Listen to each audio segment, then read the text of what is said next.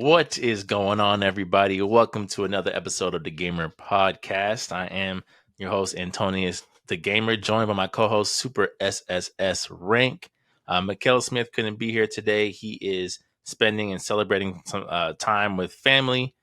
So it's just going to be the two pod boys holding it down. But don't worry, we have plenty of discussion for y'all today. And we're going to kind of get right into it. We agreed in the group chat prior to starting this episode that it was going to be basically the Spider-Man pod. So we're going to be talking about all things Spider-Man in relation to Marvel Spider-Man 2, the history of Spider-Man games. You know, if you're looking for the superhero gaming podcast episode, this is the one for y'all. More than likely, there will be at least some light spoiler discussion. It's always kind of interesting trying to tiptoe spoilers these days because for as much as you want people to enjoy their own experience, the minute you go on the YouTube homepage, the algorithm will just tell you like, "Hey, you want to see how so and so dies in this brand new game that you haven't played yet?" You know, so it's this the world of spoiler territory has changed, right? Basically, like if you don't want to be spoiled, don't use the internet. So just as a disclaimer, there will be some light spoiler discussion or heavy spoiler discussion. I'm not going to put a limit on the conversation. But all right, Joy, let's get right into it, man.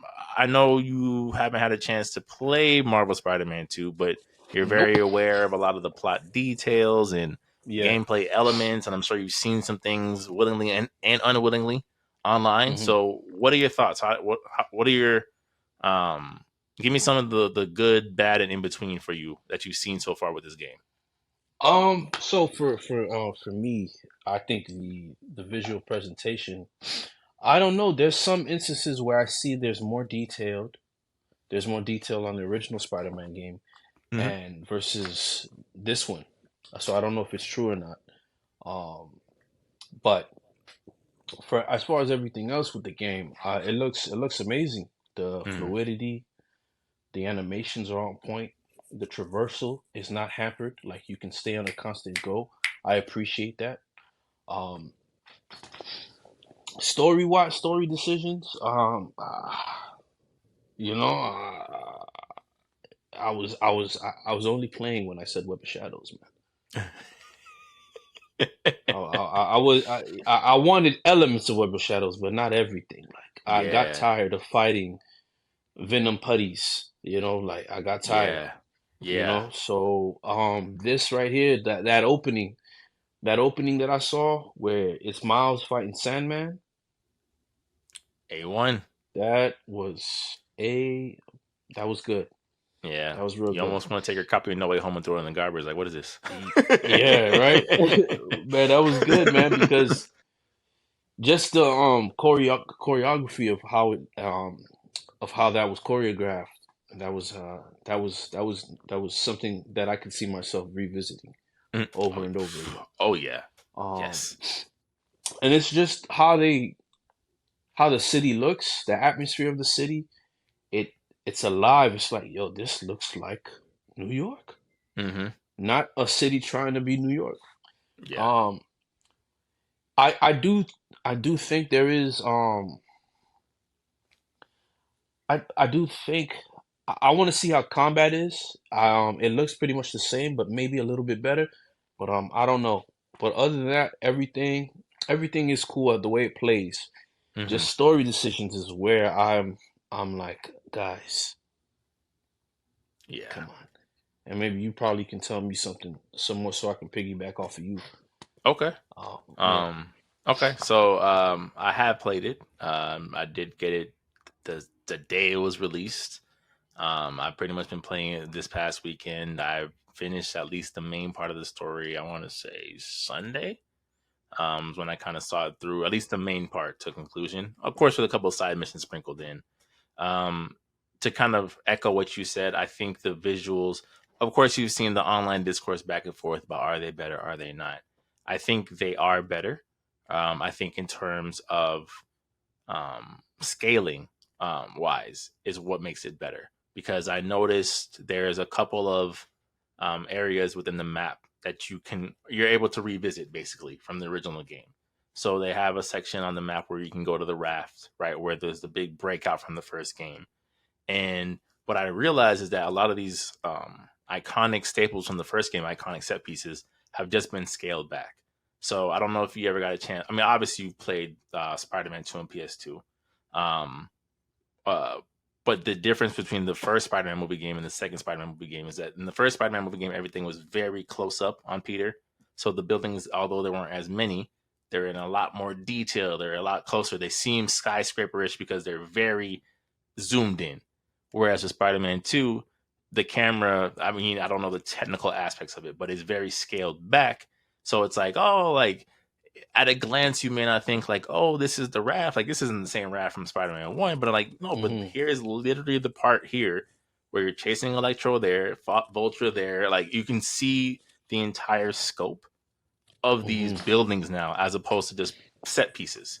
Got you. So when you're swinging around the city and you shoot yourself up in the air and your web, you have your web wings and you're kind of gliding basically, and you can see Coney Island from the distance, right? It's like it's built for scale. And I think in terms of a current gen console, one of the things that, at least to me, that they knocked out of the park is like I don't think we've had an open world in terms of this scale on a current gen console yet. I think Spider-Man 2 kind of sets a new bar in terms of what's possible. Now, granted, right?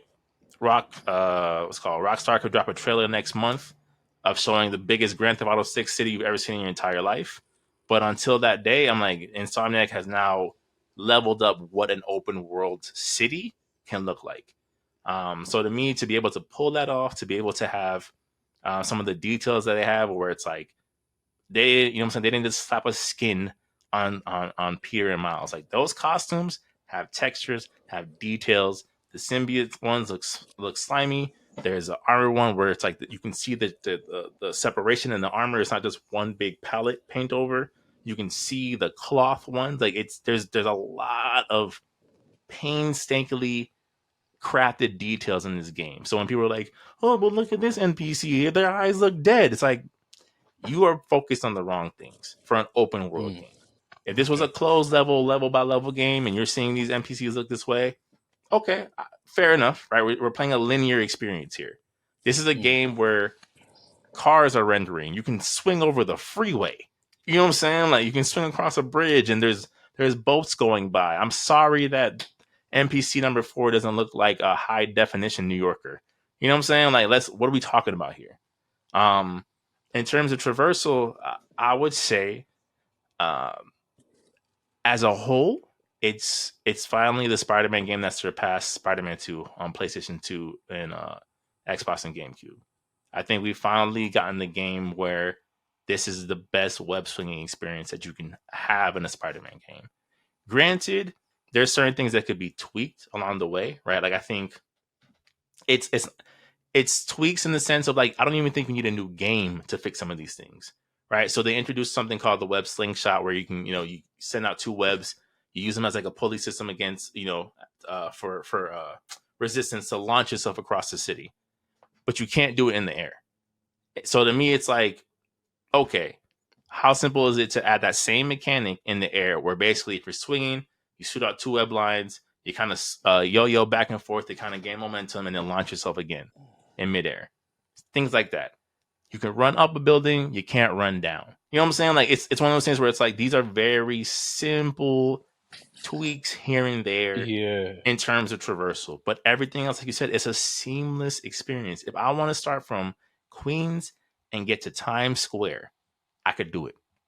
I can glide, I can swing, I could do both, I could do either or. I've seen some people kind of complain about like, oh, the web wings, they're too OP. You can just fly now. It's like but you're not required to, and that's the beautiful thing. Like it's not one of those things where it's like unless you're over by homes or an open body of water, you do not have to use them. You can literally just swing. You know what I'm saying? Okay. So the fact that they thought that through of in terms of how somebody might prefer to get around the city, like it's not Spider-Man flying in the game. You don't have to fly if you don't want to. You know what I'm saying? So to me, it's like traversal.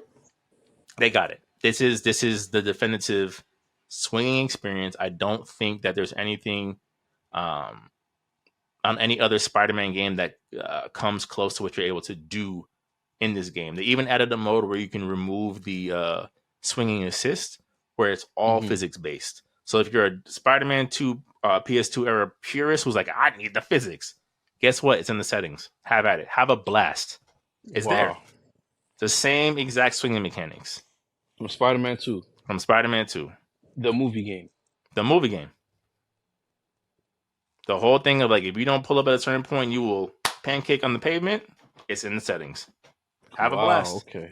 So you know what I'm Wow. saying? Those type of things of like, I'm that discourse of course now it's quieted down and move on to something else because you know you can never be happy on the internet.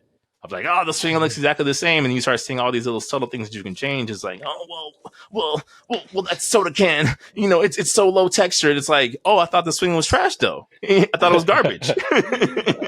I see an octagon pixel. Right, right. Current gen where you know what I'm saying? Like it's just like, bro, y'all are just you're It was picking saying that. anything at this point. Yeah, That's like you're crazy. picking anything at this point, bro. Like the traversal That's is crazy. undeniably one of the best mechanics we have on the current gen superhero game. I can say that Can you far and hard. actually luge? Can you luge On the river, you can. on the river? Okay, Yeah. okay, man. Because if you could lose like Spider-Man 3 when he did look, oh man, I'd Yeah. lose it. That's a little bit I I think that's a little bit too nuanced. Like I would like to see it. uh-huh. But I think for right now, doing it on the river is like I'll take it for right now. I don't know if they'll be able to refine that to the point that you could do it through buildings. They do Yeah. have a couple moments in the game where when you're web gliding, you're doing some chases, and you're doing chases and where you're gliding through immediately created explosions in the building. So like you're flying Mm. through and you're seeing people in their offices reacting to Spider-Man glide through a building in real time. It's not like a scripted like cutscene. I'm just like, Mm. yo, this is crazy that they're able to do Oh this. wow, that's You crazy. know what I'm That's saying? crazy. So it's like I don't Yeah. think the losing on a building is too far off. But right now it's you can only lose on the water. Um Mm-hmm, mm-hmm. and I How's think combat? that's combat. So combat to me, which is I remember I don't know if you remember when you me and Tim were talking about it. Um I I was worried because when they were doing the Mm-hmm. preview trailers, they didn't really seem to speak too much about combat. Like you could see Mm-hmm. that they made improvements, like, oh yeah, Miles and Peter have these things that diversify them and da da da da. And all those things are true. Mm-hmm. Some of the points you made in the group chat of like, yeah, at some point Miles basically becomes Thor, essentially, like with his lightning powers. Like he's able to do things with his bioelectricity. I'm just like, oh, okay, all right, I guess he's Cause just I'm yeah, Spider like Storm. I don't know any spiders that have electric eel abilities. Right. But to me, it's like I think I don't mind it only because it's a good reminder that it's a comic book character, right? I think one of the things that we've made the mistake of over the years, like we're so grounded in photorealism, and you're like, Okay. but it's a Okay. comic book Okay. character. Now with that point being made, hmm um about the combat, I'm gonna let you go. Keep hmm going, and then I'm gonna say what I gotta say. But Okay. like, you can go ahead and continue. Okay. Combat to me was a little underwhelming. There was a Mm-hmm. couple things that I felt that would have been maybe not the easiest of fixes, but what made sense to me and seeing how they already show potential in that regards for them to not further it was kind of confusing to me. So some of the backlash from the first game is that there's too many gadgets available, right? You bring up your gadgets, you have a gadget wheel. You can basically take out most of the common villains with your gadgets, right? You can do trip mines, you have impact webs, you have things like that. Insomniac Mm-hmm. obviously heard that and scaled back the effectiveness of gadgets in the game. The problem with that is rather than having it be something where before you had like a gadget wheel of 6 to 8 gadgets, now you only have 4. And instead of it being a customizable 4, where it's like maybe I don't need what was one of them? Maybe I don't need the sonic grenade. I need impact webs. You don't have that option. It's just for the entire Mm-hmm. game. You don't unlock any new ones. You don't. You know what I'm saying? You don't. The upgrades to them don't change them drastically to make them a brand new Mm-hmm. utilization of the same tool. It's just it's a better version of what's already there. So to me, that was a little surprising. Go ahead. So you're saying like Spider-Man had like, for example, uh webbings that were like different? For example, Not if he web, had wanted like explosive webs or taser webs not or like. necessarily explosive or taser webs, but for example, like I said, impact webs, right? So Hmm. initially in the first Spider-Man game, you had obviously your regular web shooters. You fire them rapidly to web somebody up. Hmm. Then at some point you unlock the gadget of impact webbing, where it's a one shot and you can upgrade it to be able to one shot and instantly web up bigger enemies. That's completely gone. Mm. Or even in Mm. stealth, you have what was called like a tripwire, where it's like you set basically like a web bomb, and anyone who steps over it, like a landmine, literally like a landmine, it shoots out webbing and takes them down immediately for stealth. Gone. Hmm. So it's just like Okay. you already had these things in the game. It wasn't like, oh, this would be a great idea if you did blank. It was already in the game. You just removed it because you look at the feedback as like, oh, these are too overpowered. And this is like, I don't necessarily I didn't want the gadget wheel to return, but it's just like, why not have it where, like with the abilities side of things, you can only do 4 abilities at the same time. But at the end of the game, each character has about 8 abilities that they can choose from. So Hmm. allowing the player to pick what 4 gadgets works best for their combat style, rather than these are the only gadgets you get, and you better figure out how they work. Especially for someone like me who played on hard, and it's like, bro, at a certain point, if you don't use them gadgets, you are dead. Like you were getting jumped in this game. So that was definitely something that was a little disappointing. And the reason why I brought that up specifically is because I think it was a good opportunity to make Peter and Miles differ. Right. So earlier I Hmm. said that Miles is basically Black Thor at this point in this game. Right. Which is fine. Right. You're gonna make Miles different from Peter. I get it. He has electrical powers. It's a thing. They're not going away. Cool. My thing with right. I just can't get. I could Force not lightning. believe he did. I can't believe homie did the repulsor blast. Right. Yeah.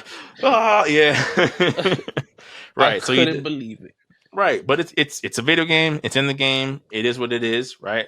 My thing with that was you need to have ways of making Peter and Miles different and not in artificial ways. So to me, in my mind, okay, you gave Peter these almost like Doctor Octopus appendages that he can use to extend his combat range. All Hmm. right, fine, I get it. He needs to make up for it in technology. Cool. Why at some point can I also shoot taser webs through those mechanical arms? Why do I need to be able to do something similar to Miles? You know what I'm saying? Like rather than having Peter have his own thing of like, hey, maybe Peter has more gadgets because he's smarter than Miles, right? He's a Hmm. tech genius. Rather than Hmm. have him do that, you have it where it's like, yeah, he can kind of mimic some of Miles' powers. And then, of course, when you Hmm. bring in the symbiote, obviously the symbiote expands Peter's moveset even more. So to me, it's Hmm. like I don't think they took enough risk with the combat system to really make Peter and Miles different from each other. There's not really a time in the game where I was like, man, if only I had Peter to do blank. If only I had Miles to do blank. It's like at some point they kind of equal each other out in a way where it's like you can just kind of pick whoever you want and kind of get the same job done. Um, in a lot of ways, I'd say that Peter was more hindered than Miles for most of the game because a lot of Hmm. the things for him hinged on him having the symbiote powers. And then, of course, like every Spider-Man media ever, at some point he loses his symbiote powers. So you're just like, Hmm. okay, so I had a power up, and now I'm weaker, while Miles has continued to level up.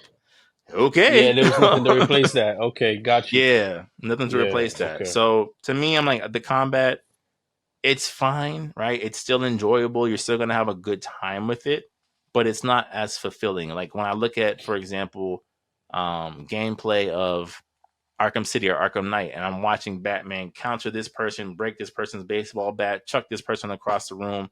I don't get that feeling with the combat system of like, yes, they're very agile. Yes, you're watching Peter or Miles kind of bounce around, and use these very agile speed moves. But it's just the simple things of like, hey, at the end of the day, Peter is older than Miles. Let him hit harder. Maybe he's a little bit slower. Maybe he hits harder. Hmm. He's been Spider Man longer than Miles. Maybe he can do things with his spider sense that Miles just can't do. Right? Maybe he can counter in a specific way that Miles just can't counter. He's been Spider Man for 10 years at this point. There's just little Hmm. things where I'm like, it would have just made the combat of like, man, like again, if I wanted to go agile and speedy and quick, I'll pick Miles. If I want to kind of like punch someone so hard they go flying across the room, I'll pick Peter. So that Hmm. the fact that we still don't have wall crawling combat, even though it was in Web of Shadows, was kind of like surprising to me. I'm like, if they could do it in a PS3 game, I'm sure the PS5 can handle it. You know what I'm saying? Like, I don't think it's that much of a stretch to have wall combat, especially since we're doing the Web of Shadows storyline at some point. Okay, and you're fighting so symbiote puppy. What'd you say? putties. Symbiote putties. Putties. Well worded, yeah. Okay, so for me, I was thinking about this, and I asked myself, how grounded do I want my games to be in reality? Mm-hmm. Because if I'm playing a video game, I don't want to play Human Simulates Spider-Man the game. I want to play Spider-Man the game. So, a lot of talk's been going on. I think there was in one article that Spider-Man killed these people in the game. I'm like, you know what? I really like Spider-Man 2 because I could be webbing onto crime and I didn't have to get into a battle sequence to display my combos. I could just do it. So, for example, in Spider-Man 2, the movie game, there was one time where I seen crime happening and I was webbing down with the momentum. And at the perfect timing, I kicked Buddy up in the air. Mm-hmm. Mind you, he flew 30 feet in the sky. I was thrilled. R.I.P. Why? And guess what? I don't care, right? Because it's a game.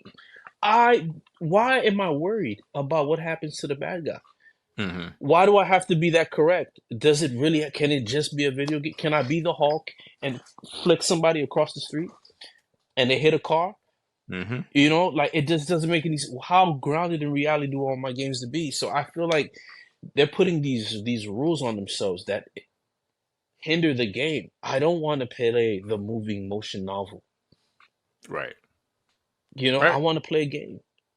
I want to play a game that's a game. So I don't care if somebody Spider-Man punches somebody off the building and he dies and doesn't die or whatever. Like when I say die, I mean game death, of course. But I don't care. I'm not holding. We know Spider-Man. We know it's a game. We know it's a game. Why isn't Spider-Man drinking water?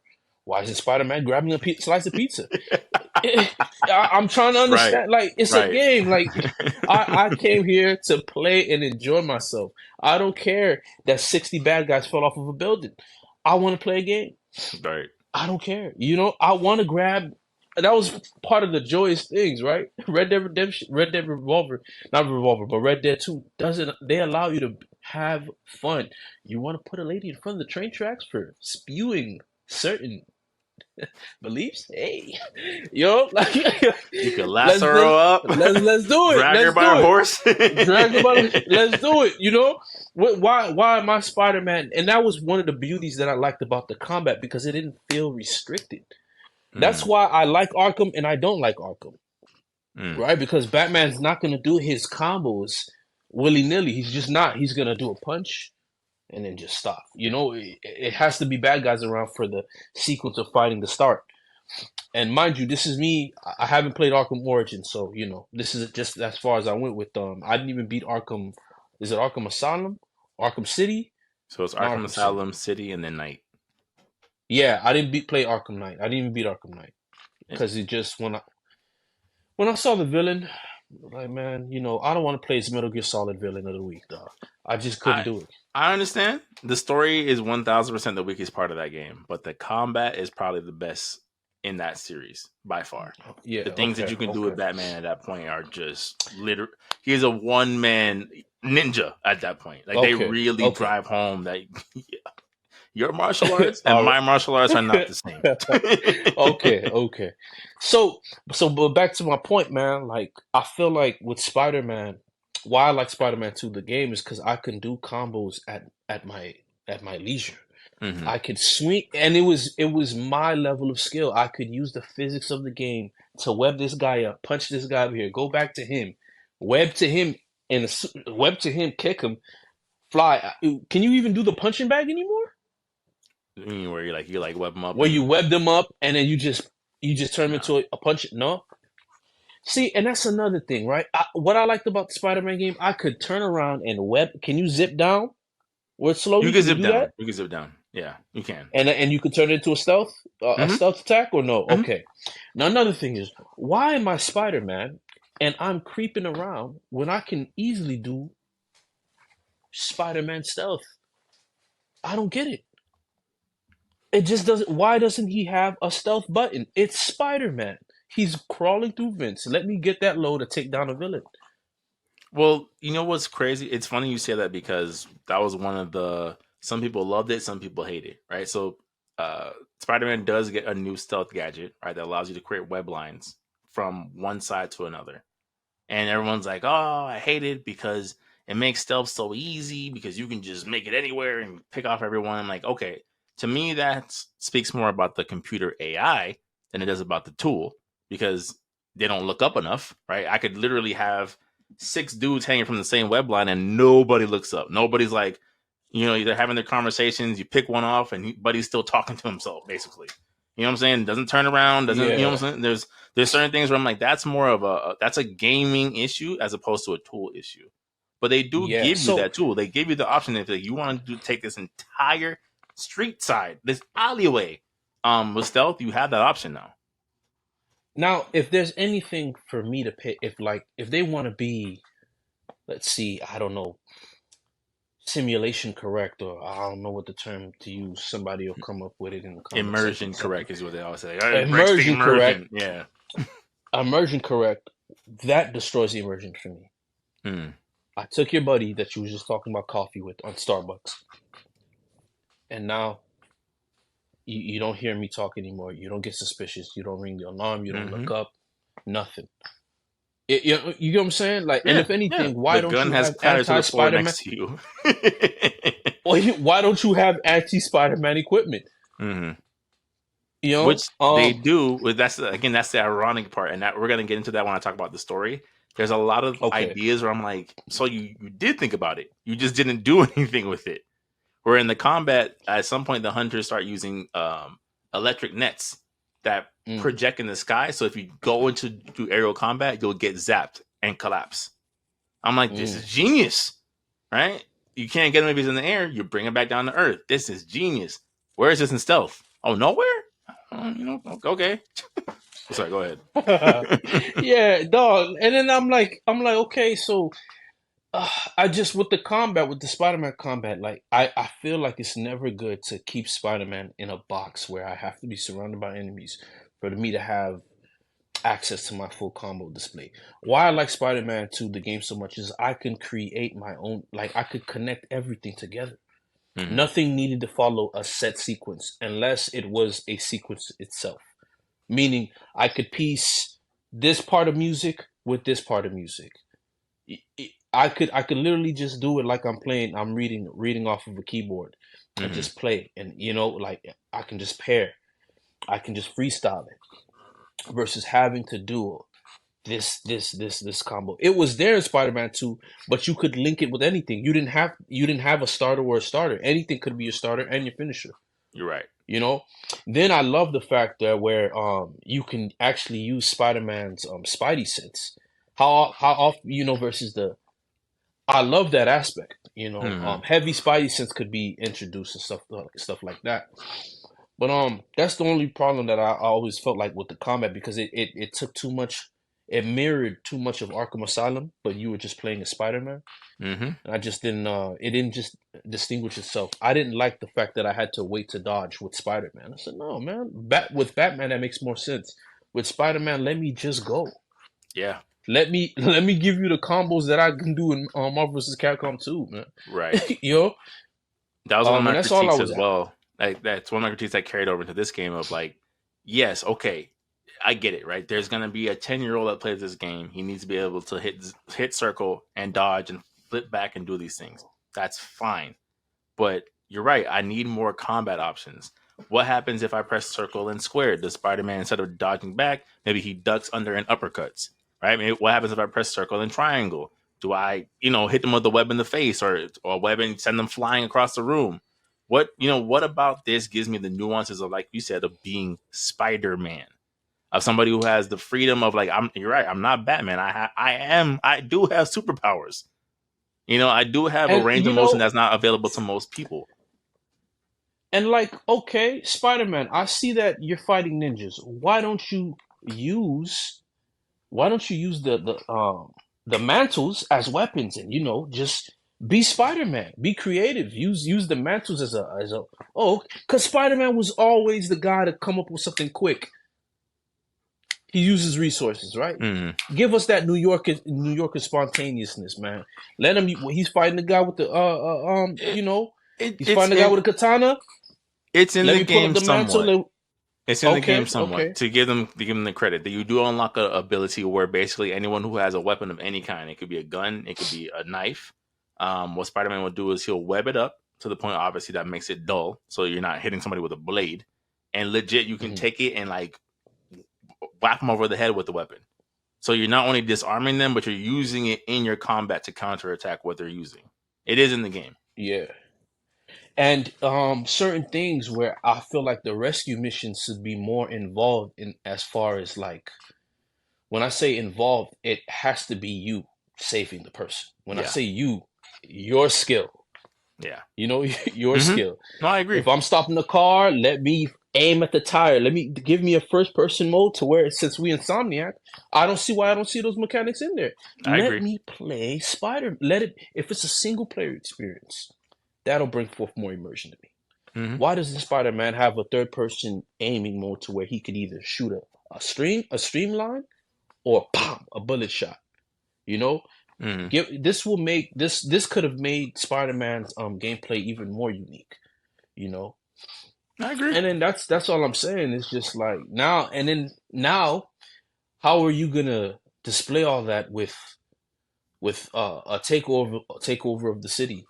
Putties everywhere.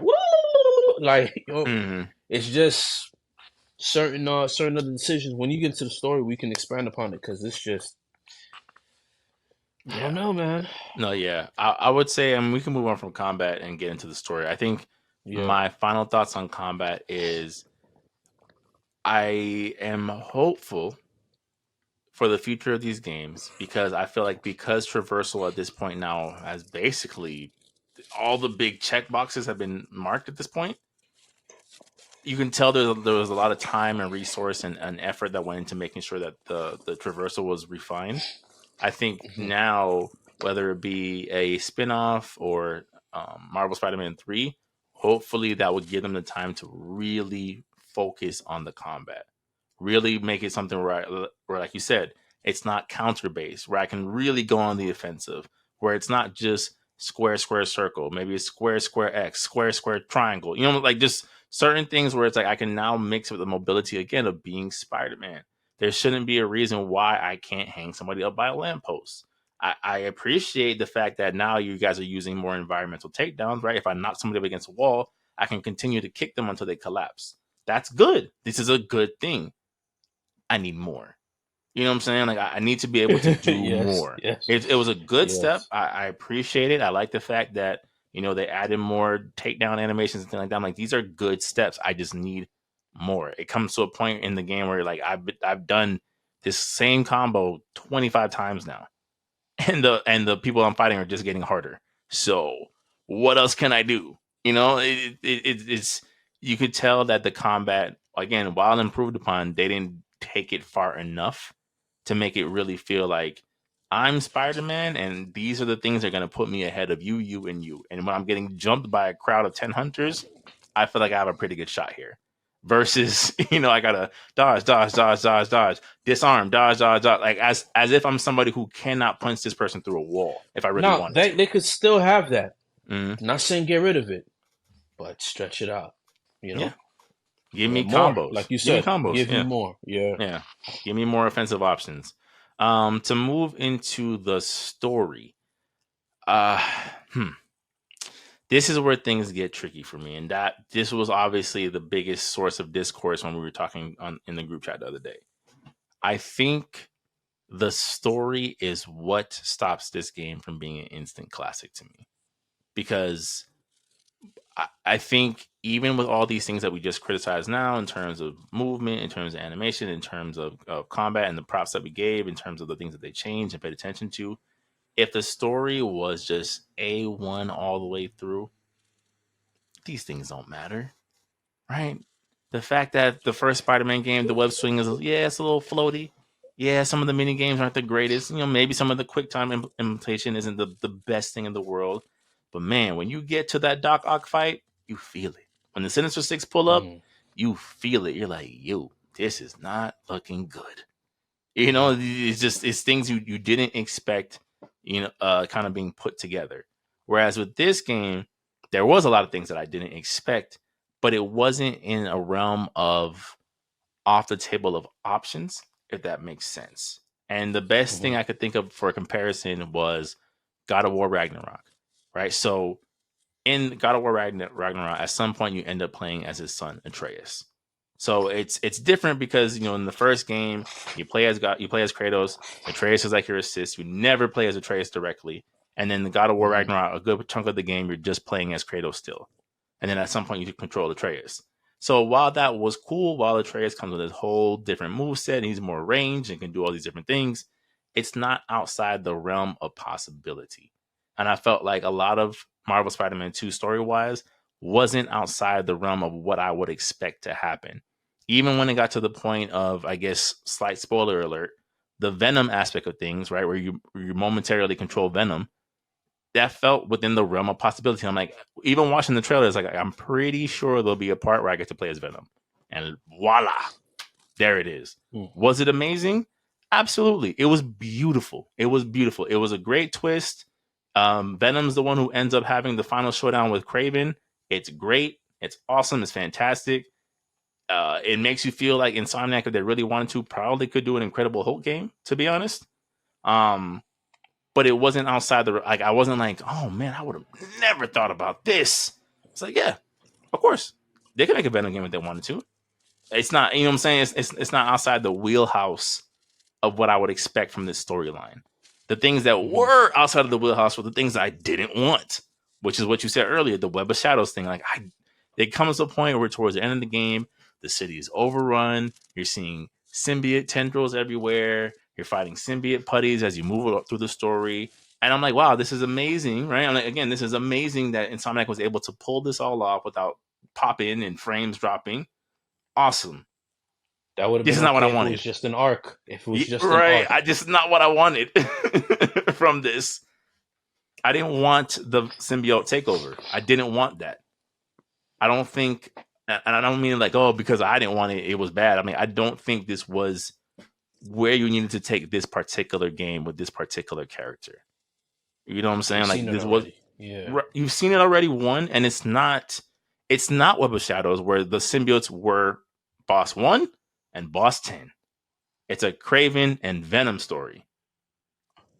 You know what I'm saying? Where it's like, bro, you're telling me that Kraven shows up with camouflage gunships, his own private militia. Buddy, you know what I'm saying? Buddy is over here scooping high profile prisoners off out of a high profile prison.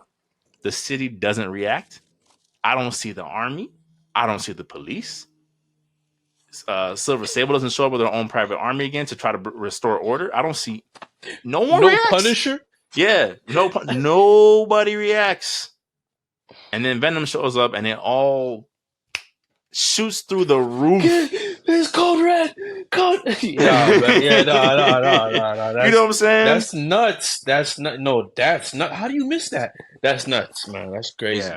Yeah. So it's just one of those things where it's like, I get it. I understand that, yes, Venom needs to bring a level of tension with him.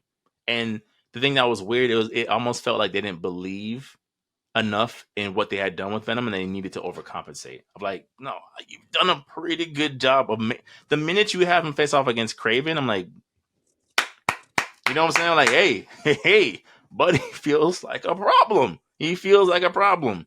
He's just mowing through people. So they turned Kraven into Bane. Yes. And no Bane respect. No army, nobody. Like, I mean, you know, the fact that the Punisher could have been utilized for this situation in this within the story, or certain characters could have made an appearance. That would have solved your problem right there, man. Because it's like now, I don't want to jump into it just yet, but like, where's your story gonna go? Yeah, I don't want to get there yet either. But Yeah, so even let's just say keep you going, didn't want to. continue. Let's say you didn't want to use the Punisher at all, right? Let's say you didn't want to use the Punisher at all. You mean to tell me in this world of superheroes, again, this is a video game. This is not based off of a movie property. This is a video game based off a comic book character. You mean to tell me in Spider-Man's 60 years of existing, the police don't have any type of super gun, super elite program that's been trained by Iron Fist to deal with threats of this level where No shield presence. That's you so you crazy. know what I'm saying? Something like that where it's like it doesn't take much. You don't need to have a recognizable face. But like you said, a shield present. You couldn't have members of shield come in to try to restore order where it feels like the city is starting to erupt into this, like, yo, this is kind of getting out of control. And the thing that's wild is Yeah, that yeah, you yeah, you yeah. did it in the first game. Oh The first man, game, I'm hurt. Lee's henchmen show up. Silver Sable shows up to counter it, and now you have these militia versus these, mobsters basically. And the city is just And then to clashing. go on, you had this present in the Miles Morales DLC. Yep. Yep. Yep. So you have these moments in the game where it's like, I'm not even asking you to do something that you didn't already do. I'm just asking you to expand on it. You're telling me that within this continuity, like you said, in the Miles Morales DLC, you meet the Tinkerer. She creates all this advanced tech. In the game, you acknowledge the fact that some of that tech has been left behind. You mean to tell me that the idea of Kraven's men finding that tech and using it to upgrade their weapons didn't cross your mind? You don't have to make new animations. Just give them like, okay, so before they're fighting with knives, now they have that little 3D printing whip that can pull you out of the sky and yank you back to the ground. Now they have the little things that allows them to move faster. Right? Same enemies. Technically the same animations from the last game, but now there's a little bit more mix up to it. But no, instead, you invite the symbiote army, and now I gotta fight the one symbiote who can yank me, the one symbiote who's a bruiser who I can't dodge his moves, and I need to be able to do that while fighting Kraven's men. Why? Why was this the direction you needed to go? As far as Kraven, like I said, his presence was felt, it was heard, but rarely seen. You mean to tell me that this man bodied Shocker, Electro, Rhino, Vulture, and Scorpion, and we don't see any of this outside of a video of him killing Scorpion? You don't see, like I said in the group chat, you don't see a random explosion go off somewhere, and by the time Spider-Man gets there, all that's left is a piece of Vulture's glider. You don't see, how dope would it have been if you're swinging through the city, the power flickers in the building a bit, you're swinging more, the power goes completely out. What just happened? What's going on? Oh man, Kraven caught up with Electro. What? Yeah, he got him. He killed the man made of electricity? Yeah. Yeah, he got him. You know what I'm saying? Now as a player, you're like, yo. Yeah. It's and then on top of that, the missions where Spider-Man does get involved, it's with characters where I'm like, these are other than Black Cat? I'm like, you mean to tell me that Peter is really going this hard for Tombstone? Am I supposed to believe that? You really expect me to be like, who deserves a second Giving them chance? that Shocker. You really doing that? You mean to tell Okay, me that's that Peter crazy. goes out of his way to save Tombstone? I mean, granted, it fits the Spider-Man character, but I'm like, Hold on. I do have to stop you. If yeah, that Easter egg is not in the game, it's not then in we the have a game. problem. It's not in the game. Oh, How can it be? Shocker's dead. It's not in the game. He can't chase Shocker to the ends of the earth if the ends of the earth for Shocker is 6 feet deep already, off screen. Yeah. yeah. I mean, that decision was wild when you revealed that. I was like, wait, what? Yeah. They didn't fight and release them, killed them. They are dead. Has a trophy room with just parts of their armor of like, with a tape recording of like, this was an unsatisfying hunt, whatever. And then the twist is that apparently Shocker gave him the best fight out of everybody. Because he said I respect Shocker because Shocker fought like a man who wanted to survive. He fought to kill. I'm like, man, that would And have been Scorpion doesn't. no. Scorpion was the most terrifying character from the '90s, man. Mm-hmm.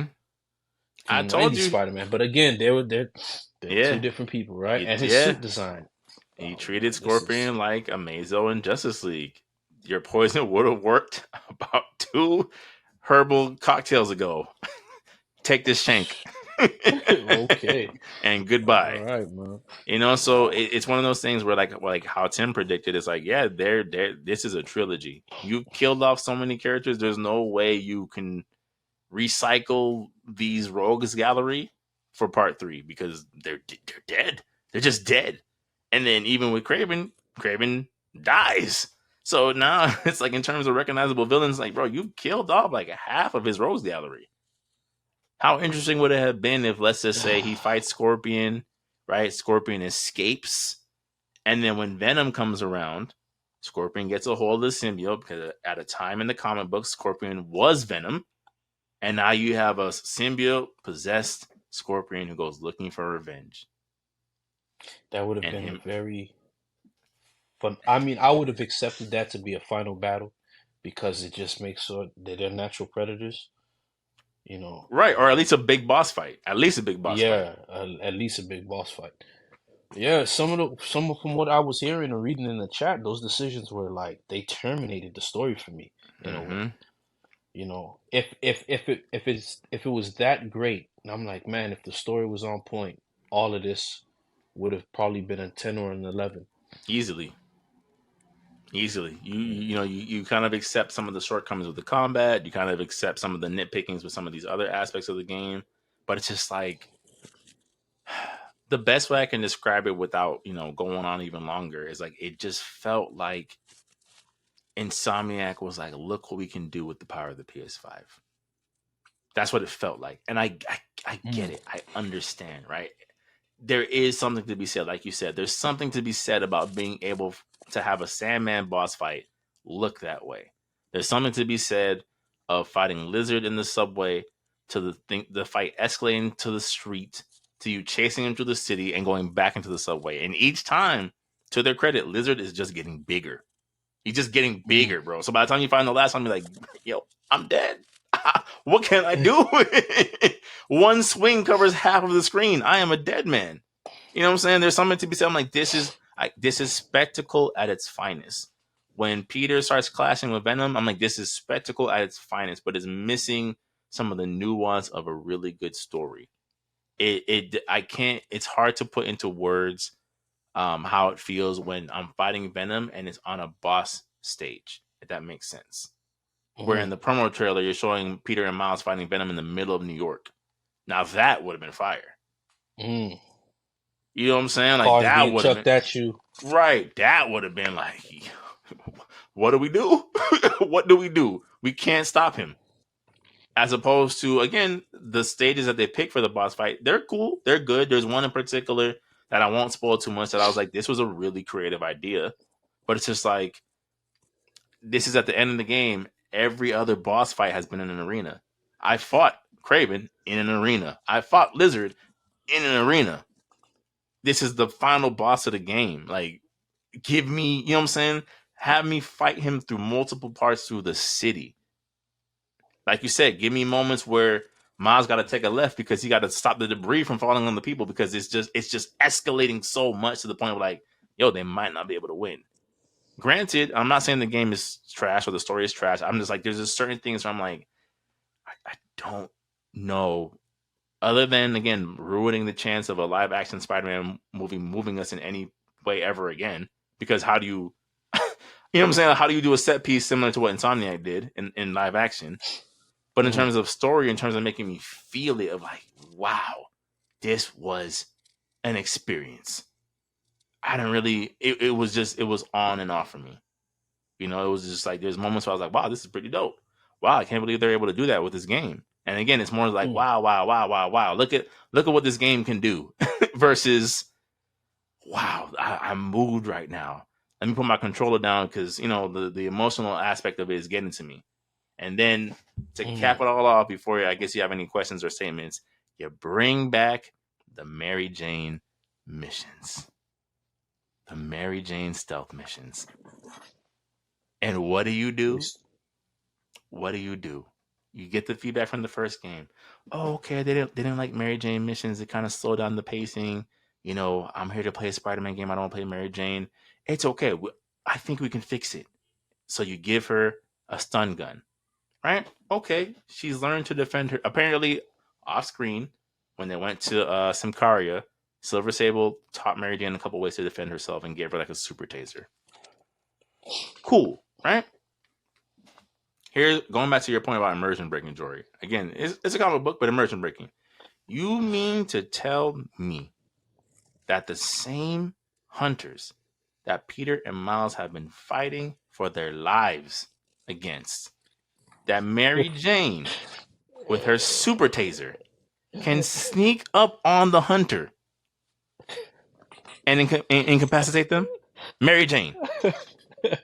You gotta put that in one of the clips, Mary Jane Solid. Cause that's nuts, dog. Mary Jane symbiote eater.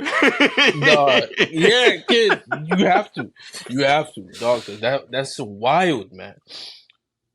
And by the end of the game, I felt your pain, bro. I already knew you was out. Jory, I'm on the final mission. The final missions of the game. Things are at a 10. It cannot get more ramped up than this. Peter, hey MJ, I gave you a way to defend yourself when if things go left. Here's a sonic emitter on your stun gun. So not only am I now fighting off hunters as Mary Jane, I'm now fighting off symbiotes as Mary Jane Watson. Okay. So who's the next villain lineups in this game? Because this is nonsense, man. So you go fight Spellbinder, Shriek, Ink, Dr. Blight. Like, where's this going, dog? Where is this going? I have a couple of predictions. Obviously, some of them I shared in the chat. I have a couple ones of where I think before you even go, I'm gonna give you my foolishness villain rank. Foolishness villain list. Mm-hmm. Go ahead, man. Continue with the story, man. Oh, okay. Yeah. So you have the Mary Jane missions. Again, I don't know why the thought was we'll just make them better. It's like, no, I don't think you understand. We don't want them. It's not about let's make them better. We don't want them. I want to be very careful with how I'm phrasing this because I don't want it to come across a certain kind of way. I understand the need to remove the comic book love interest from being the damsel in distress character. I get it. I understand. They're not just there to be eye candy. They have their own arcs. They're fleshed out, things like that. Fine. Mary Jane being part of the quote-unquote spider team does not work. Let it go. It's okay. It's okay. She does not... I do not need her doing the Akira reference side on her motorcycle as she helps to keep the McGuffin, I'll say without spoiling it, away from Venom. Oh, no. I don't need her there. I don't need her there. I don't need... It's a super McGuffin? It's the superest of McGuffins. We got to get to the thing before the thingy does the thingy. I said, no. No, we don't. We really don't. They don't turn this into Speed with Keanu Reeves and Chandra Bullock.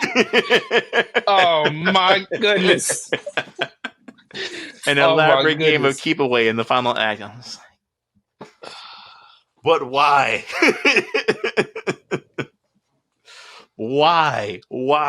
Why do we need the MacGuffin? Why do we need the one item that is make or break?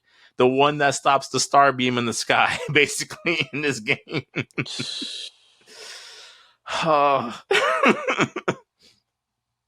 Like I said, bro, it's a game where when it's on, it's on. You're getting, again, like I said, you're getting the Uncharted meets Spider-Man experience in terms of set pieces.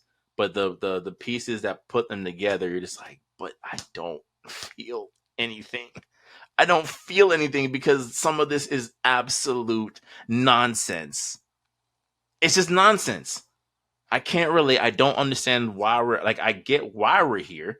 You've shown me why we're here, but the reasons of why we got here don't make sense to me. They don't. Why do I have to go to a Reddit thread to try to figure out why Kraven didn't go after Spider-Man earlier? And they're like, oh, well, it makes sense because Kraven knew that Spider-Man wouldn't kill him. I was like, oh, that does make sense. Kind of wish that played out in the game because in my mind, I'm like, if you're after the supervillains, right? And again, I'm using my age-old Dragon Ball logic. If Goku can beat Kid Buu and Kid Buu can blow up planets, that means Goku can blow up planets, right? That's pretty simple math. So if Spider-Man can beat Vulture and you're hunting Vulture, you would want the person who can beat Vulture. No? But then you throw in the aspect of like, yeah, he won't kill me. Makes sense. Would have been nice to have realized that. Or maybe, again, you have a couple of instances where Kraven tries to test the waters with Peter a little bit. Maybe you have like a skirmish, right? Of like, maybe I can kind of provoke him into doing something. Oh, he won't do it. Okay, cool. I'm not worried about him anymore. As far as I know, you have no active interest in this man. If Spider-Man never shows up ever again, you are happy to go your separate ways. What is it? You know what I'm saying? Again, your presence is felt. I'm Wasn't not that the seeing it. highlight of the trailer? Yep. With Kraven? Yep. Yep. He only finds interest in Peter once he gets the symbiote suit. Up until that point, he pays Peter no mind. Could care less. Then when he gets the symbiote suit, he's like, I smell a beast. You're holding yourself back. I smell a beast. Let it out. Do you mean to tell me there was no indication of this prior to him getting the symbiote? And wouldn't you want to fight the guy that took down the Sinister Six? Who you're hunting. Just, yeah. Yeah. I'm not going to be the person that says the story is trash. I don't think it's trash. I think it's good. I think at times it has amazing moments. Like I said, some of the side missions are incredible. There's a Mysterio boss fight that I don't think they'll ever be able to replicate, to be honest, in terms of what's going on during the fight. Wow. It's just, it's the concept is just like, wow, this is amazing. This is really, really, really cool. Wow. You know what I'm saying? So like, it has moments of like, ooh, this is. Butter Pop on the bread. champagne. Yeah, pop the champagne. You deserve it. All of you. You guys deserve it. It's on me as the fan. Let us pay for this on y'all behalf. And there's other moments of like, wait, what? what? What? What happened? Okay, sure. Okay. yeah. Kraven's been hunting Mr. Negative, and then he captures Mr. Negative and decides not to kill Mr. Negative, but instead has Mr. Negative fight in his own private coliseum for sport. Why him? Why does he get spared? What did he do that made him so special? We'll never know. We'll never know. You won't mention it. You won't bring it up. You'll never know. Yeah. To answer your question about where do we go story wise, there were a couple hints leading to either DLC / Spider-Man 3. I would imagine some of it will be DLC, some of it will be left for an additional game. Story less long. Carnage is confirmed to be in this universe. One of the side missions involves Cletus Cassidy getting a hold of piece of the symbiote in a very interesting way, in a very creative way, in a way that's different. It's different. It's not just the same usual story you get with Carnage. I'm like, okay, I like this change. This was a good twist. Yeah, as long as it's not the one that we got in theaters. Yeah, no. So Carnage is going to definitely be at some point involved in the game. Chameleon gets confirmed to be at some point. He's going to be in the game.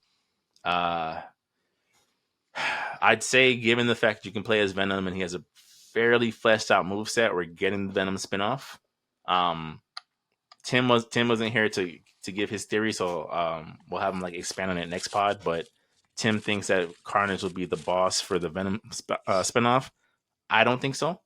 I could see Wolverine being the final boss for a Venom spinoff. But Carnage is too big and too recognizable of a Spider-Man villain to have him be for a spinoff game. And the only reason why I say that is that if you look at the history of Insomniac Spider-Man, right? Spider-Man, the game, you fight the Sinister Six. In the DLC, who do you fight? Tombstone and Hammerhead. Right? Not the... And I mean mostly Hammerhead. I think Tombstone's like a side mission for the most part in the main game. So, C-listers, respectfully. Miles Morales. Wow. They had to make a brand new Tinkerer for Miles. And then, of course, you fight the Prowler. So, if the Tinkerer is the big bad for a side game, you think they're going to put Carnage, who will have... When they recreate the Maximum Carnage logo on that Spider-Man 3, you think they're going to put that on a Venom spinoff? No. No. Not when he will sell copies in 4 or 5 years. I mean, yeah, I think you should go the Lethal Protector route. Yeah, I think so too. And then just call it a day. And just make that story that we didn't get on screen, this one, the game, and get your awards, get your claps, because it's going to work. Yeah. Just best do what you do, Insomniac. Call it a day. Yeah. And that way you switch Venom from being villain to anti-hero. And we get the ultimate Spider-Man game that we've been wanting for years, where you could play as Venom in that game. We get you get to pull from that inspiration. Now, granted, given on how the game plays out, where basically Harry Osborn is Venom, I don't know what they would do with the Venom spinoff. Like, do you continue to make him Venom and it's a road to redemption? Do you introduce Eddie? Like, that's the kind of thing where I'm like, I'm not sure how that will work. Of like, who gets to be Venom in this story? Okay. You know what I'm saying? Like, I don't know if they could go back to the Harry route of making him the Lethal Protector. It would make sense given Harry's story arc in the game, but based on how the game ends, is like, how would you get back to that point of him regaining access to the symbiote and then him kind of overcoming it and becoming the Lethal Protector? How would that work? And there's no mention whatsoever of Eddie Brock in this game, so it can't be Eddie for whatever the spinoff would be. That's where I'm like, I don't know how that plays out, but in my mind, there's a Venom spinoff. Sure, maybe you use it to flesh out Carnage's storyline, where you start to see Cletus start to experiment with the symbiote and becomes Carnage in a post-credit scene for Spider-Man 3, but you don't make him the final boss in this game. Do it a crossover property. For the DLC. No, we're talking about... Yeah, for the DLC. DLC bosses. Unless you wanted to say something, add on to some more. No, go ahead. DLC bosses. I'm not gonna lie. I think they should. Well, I mean, from what you're telling me, the McGuffin did what it's supposed to do, so there's no going back to that. I think it's a missed opportunity for them to be killed so early, man. Yes. Because you could have add on to the threats that Spider-Man has. And the thing with Spider-Man and Batman is, like, Batman, the rogue gallery is huge, but it's the threat's always there for Batman, but like with Spider-Man, the villains are powerful enough. If you get 2 of them in a room, it's a big deal. It's not a good episode. Kingpin and who's working together? Oh, no. Like one-on-one, henchmen, all right, this is another piece of cake, but it escalates for Spider-Man when 2 guys come in. Tombstone, and it gives some trouble. Even your C villains, when they come together, they give big major problems. So no Hobgoblin. That's a L. No, would you want Hobgoblin though as DLC? I mean, I want him in there. I want to know he's there. I just want to know he's there. Because now if I don't know he's there, there's no... The fact that Sandman is there terrified me, right? Now, if Hydro Man's there, terrifying, right? If, you should have saved off some of your villains, and give these villains something more. One of the things I wanted to happen with the Spider-Man Far From Home, was that if Mysterio was seeking to get Iron Man's tech, why just stop with drones and not try to get a suit? Yeah. Mysterio powered tech. Now he's actually a threat to because he's fighting his idol with mysticism, with droids. And now that's a fight. Now that's a threat. Like, I don't need to fight comic book Mysterio. Add some oomph to him. It's okay. It's a video game. Just don't make sure it doesn't compromise the story. Make sure it doesn't turn the story into a big imbalance. Do it. So if there's no Hobgoblin, who else? Doc Ock is still present, is he not? Yeah, he's still present. Okay, and some of the villains, Hydro Man. Let's go through the Rogues Gallery list. Some of them, I feel personally the most interesting person now that Miles is here. Are we gonna get a Insomniac version of the Spot? I don't see why not. Chameleon's there. Yeah. Why not? Why not? Like, give us some villains. Give us some villains that are unique to Spider-Man. Give us some guys that will what's his name? Firefly? The one that was in Ultimate Spider-Man. The Beetle. Beetle? You could do something with him. Now's the time, because these guys, the way you guys are gonna have to write these guys, you're gonna have to in a way make them surpass and be a former shell of themselves. Yep. And I don't think that's it's not impossible. You're willing to, it's not impossible. Look what they did with Mr. Negative. He would have been considered by most to be a C-list villain, and they did a great job with him. Okay, they made him the man in both games. Well, yeah, and then just going off of that, continue to, man. I'm just really thinking, right? You have Hydro Man. Where's Hydro Man? Why is he not here?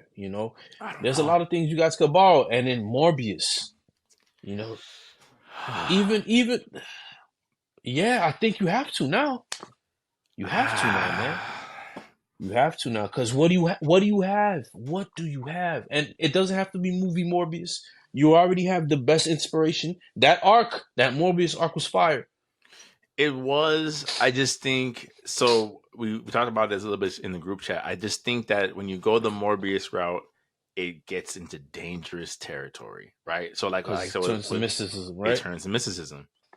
It's like I hear Morbius and I can almost see Madam Webb infiltrating and ruining my games.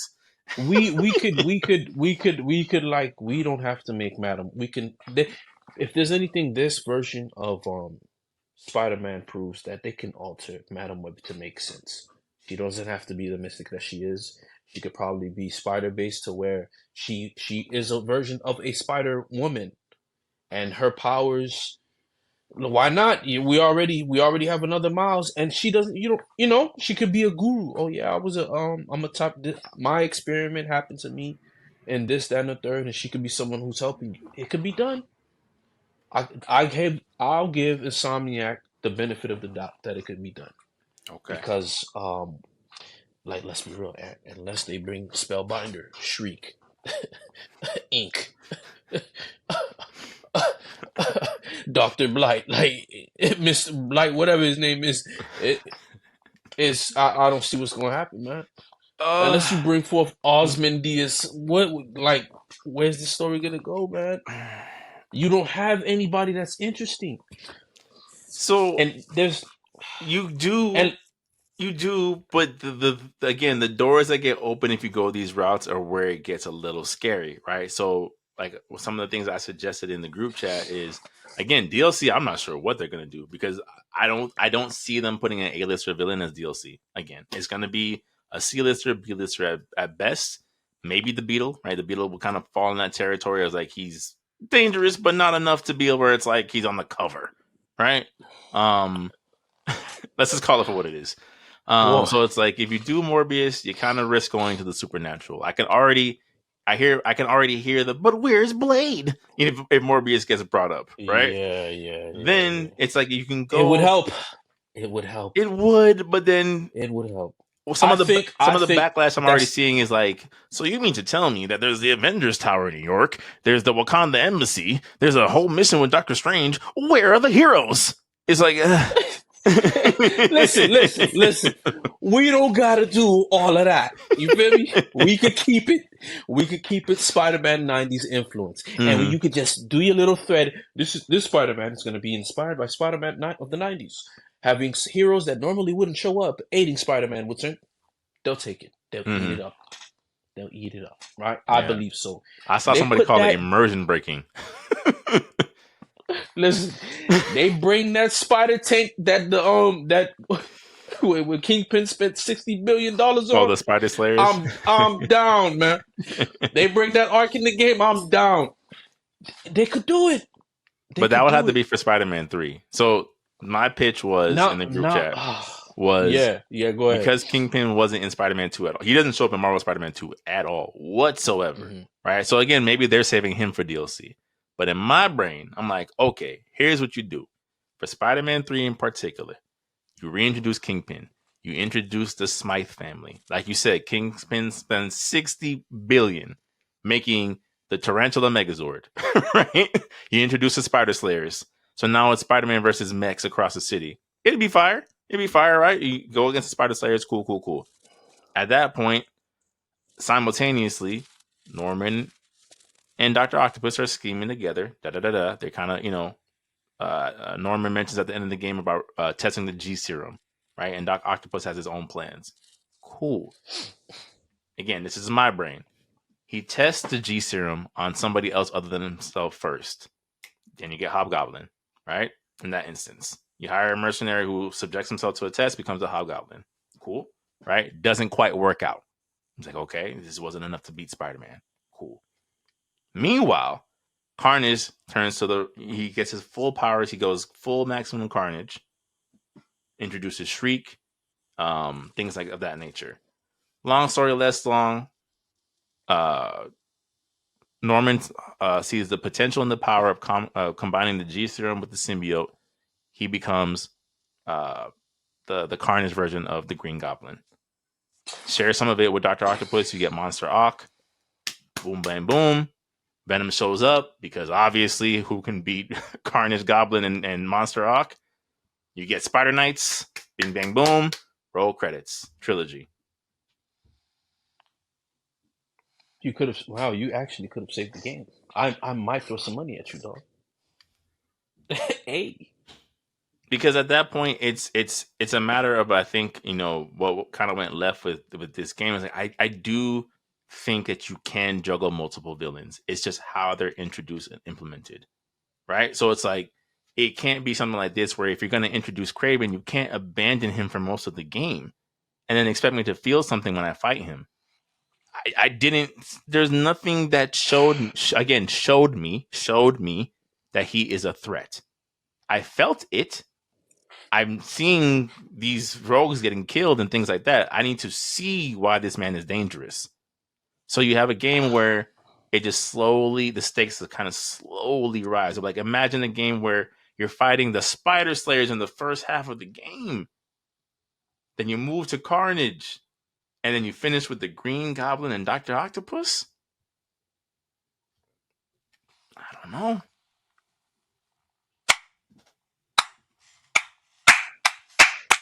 Give it up. Let's give it up. I'm sorry.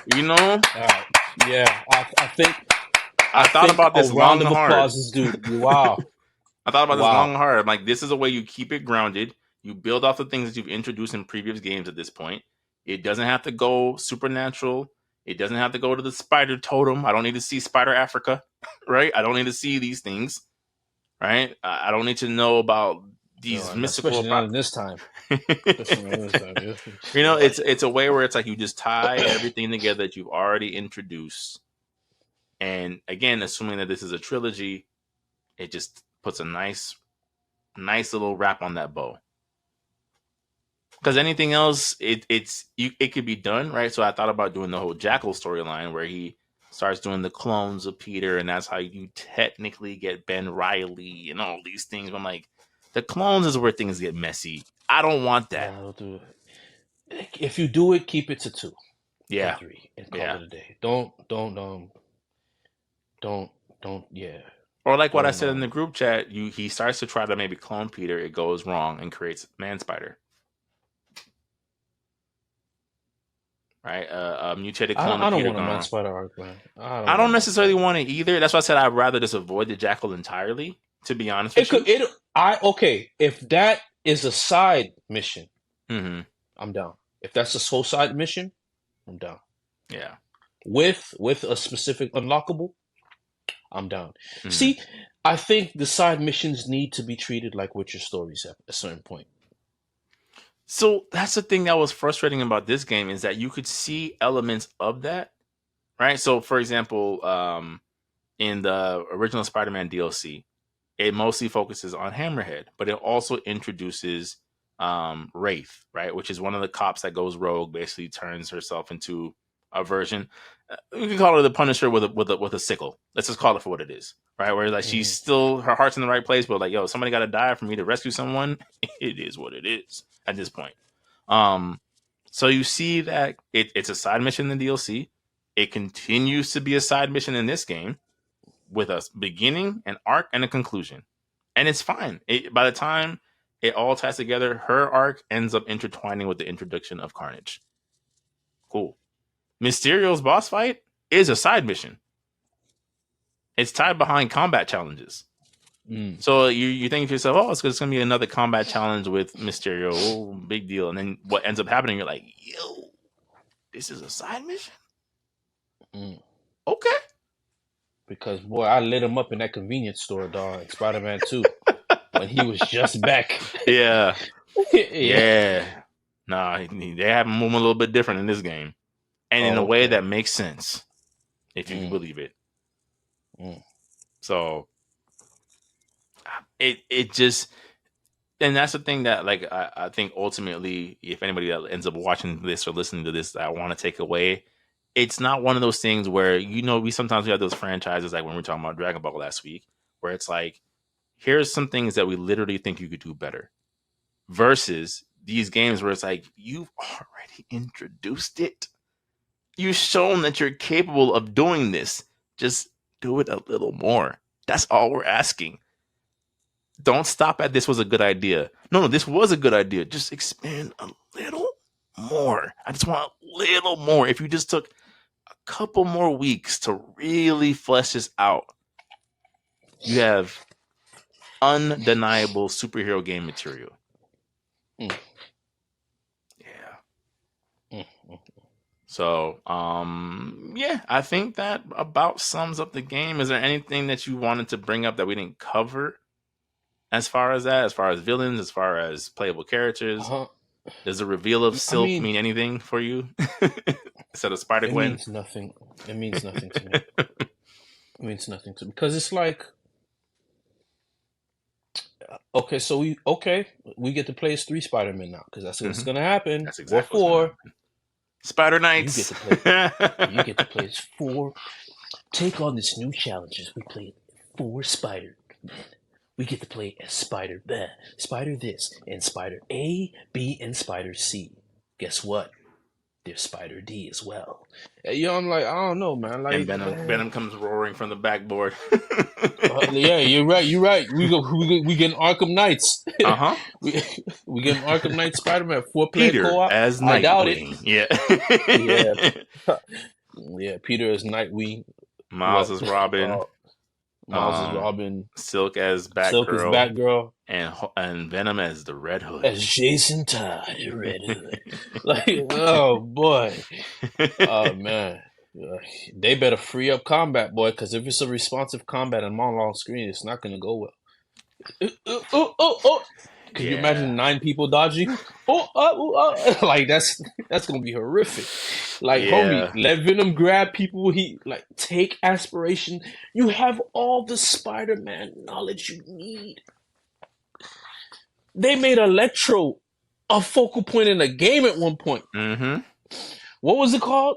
Enter Electro? Yeah, literally Enter Come Electro. on. Mm-hmm. Y'all talking my language now. He's one of the Man, hardest villains in the Ultimate Spider-Man game too.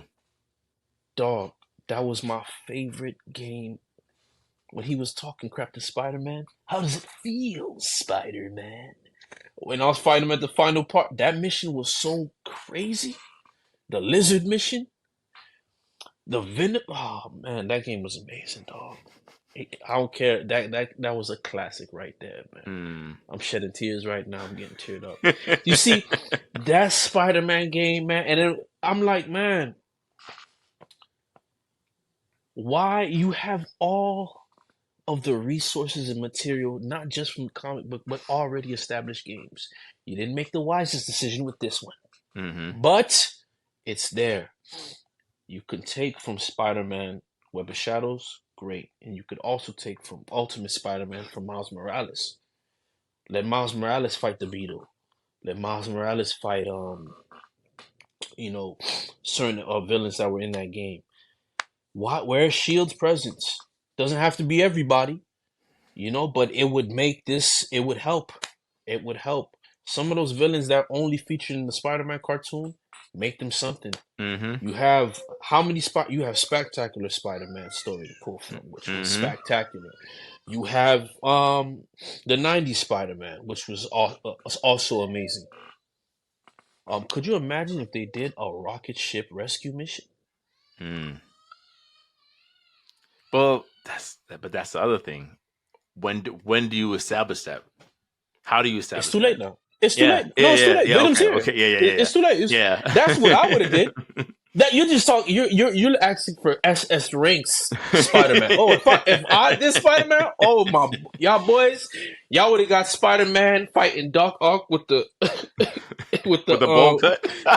with the bowl cut, man. You feel me? You would have get German Dog Octopus, man, off the bat. Y'all would have got that whole Spider-Man from Universal sequence as a game. That the sewers would have looked like the sewers from Todd McFarlane's Spider-Man. Y'all would have got the sewers that couldn't. That's a whole city under there. Yeah, man. Y'all would have got it. I don't see what's wrong with a game being a game. I would have lost my mind. Ultimate Spider-Man was a game we didn't know we needed. Yeah, or thought we were going to It get. wasn't perfect. No. Yeah, it just happened. It just happened. It just happened. Right, and so nothing for me, crazy either, which is the wild part. It's like it's a Spider-Man versus Venom story that we've seen a million times, but done a little differently. Yep. And so with all this happening, I just Spider-Man villains hit different, man. They hit different, man. Even the B-listers, it's like one big family. Yeah. It's like one big family, man. You can't just do that. You can't, like it's just one big family. You can't. Everybody matters. Yeah. Even when they team up, it doesn't seem like a reach. You're just like, oh yeah. Why would Rhino and and then you had the perfect moment, man. There's like that meme culture, man. The Spider-Man villains all in a laughing circle. Oh, yeah, come on, man. And then if they made us run it back with the Sinister Six, but Green Goblin at the helm,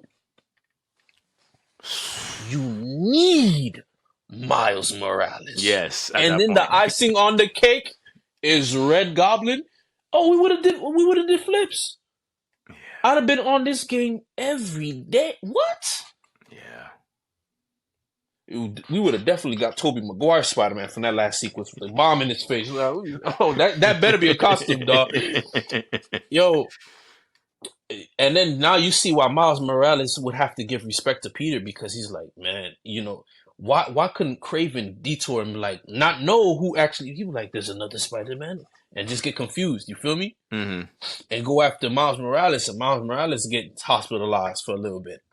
So there is a sequence in the game where he kidnaps Miles. He does kidnap Miles, and I have conflicts about it because it leads to one of the best boss fights in the game by far. Dang. So it's on one part you're right of like, yes, there's a much more inexperienced who I can probably provoke, Spider-Man, Miles, and you're like, oh, this could be good. But then, I mean, I guess if we're talking spoilers, basically things get No. Okay. Go ahead. Just drop it. okay. Go ahead. Yeah. Things get set up where in Peter's attempt to rescue Miles, the symbiote fuels like ramps Peter up, and Miles ends up fighting Peter, and it makes all the sense in the world. That's good. It's really good. Wow. Really good. Basically, Peter's fighting Kraven. It's a power struggle back and forth. Kraven's egging Peter on because he's still able to take advantage of the fight. Peter loses it, and is like really about to kill Venom. Miles gets involved. Hey man, this is not you. We don't do this. And then Peter turns on Miles, and just the dialogue.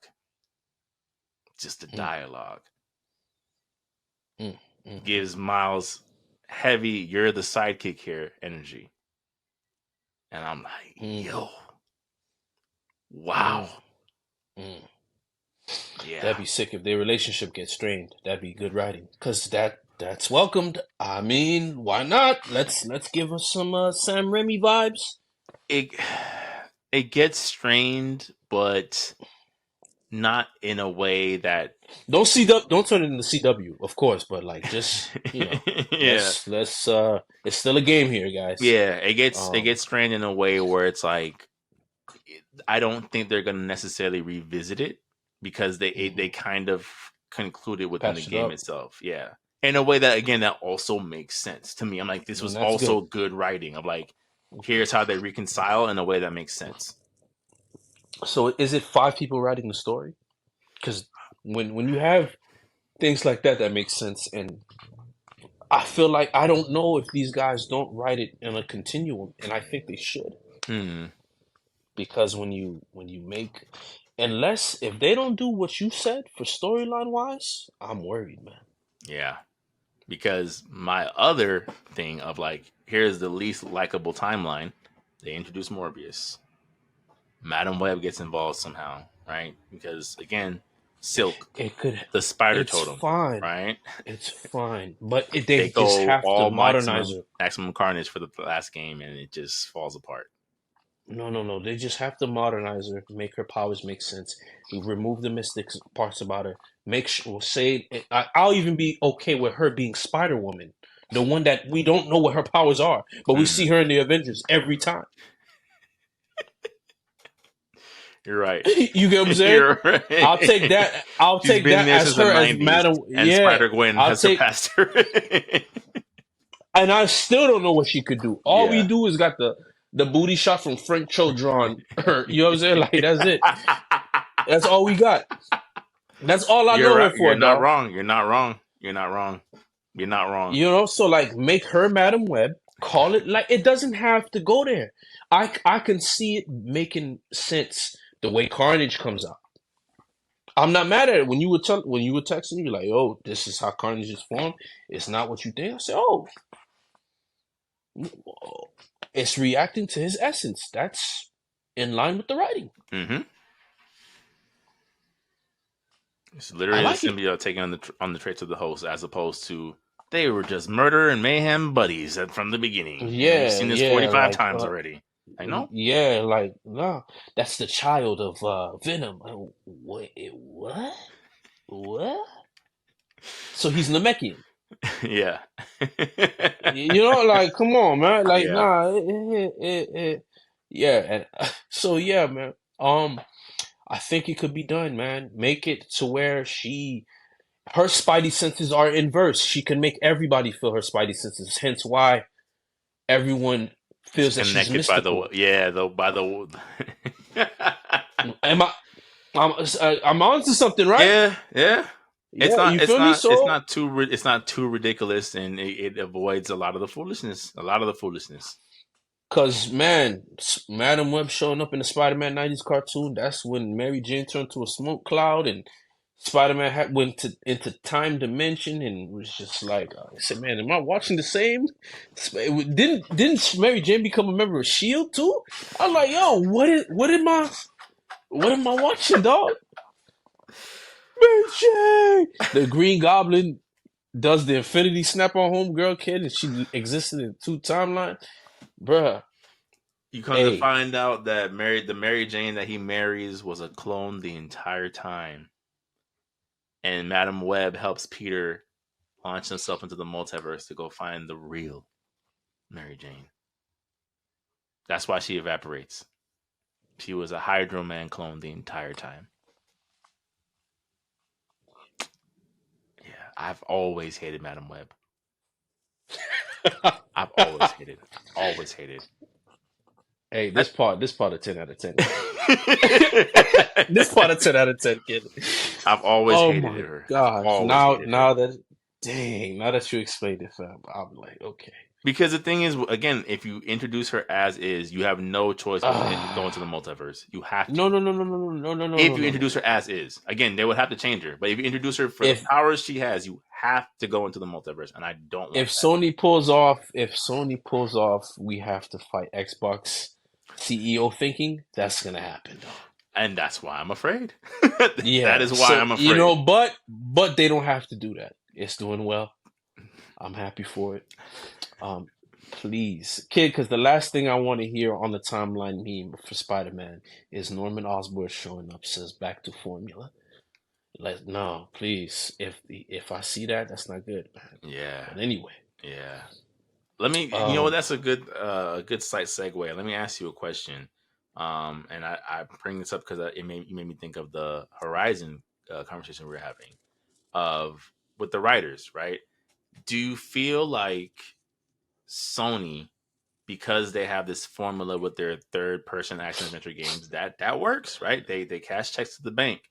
Do you feel like there's this underlying of like maybe the writers had a one idea and Sony's like, but don't forget about the set piece. Don't forget about the set piece. And that's where things possibly derail.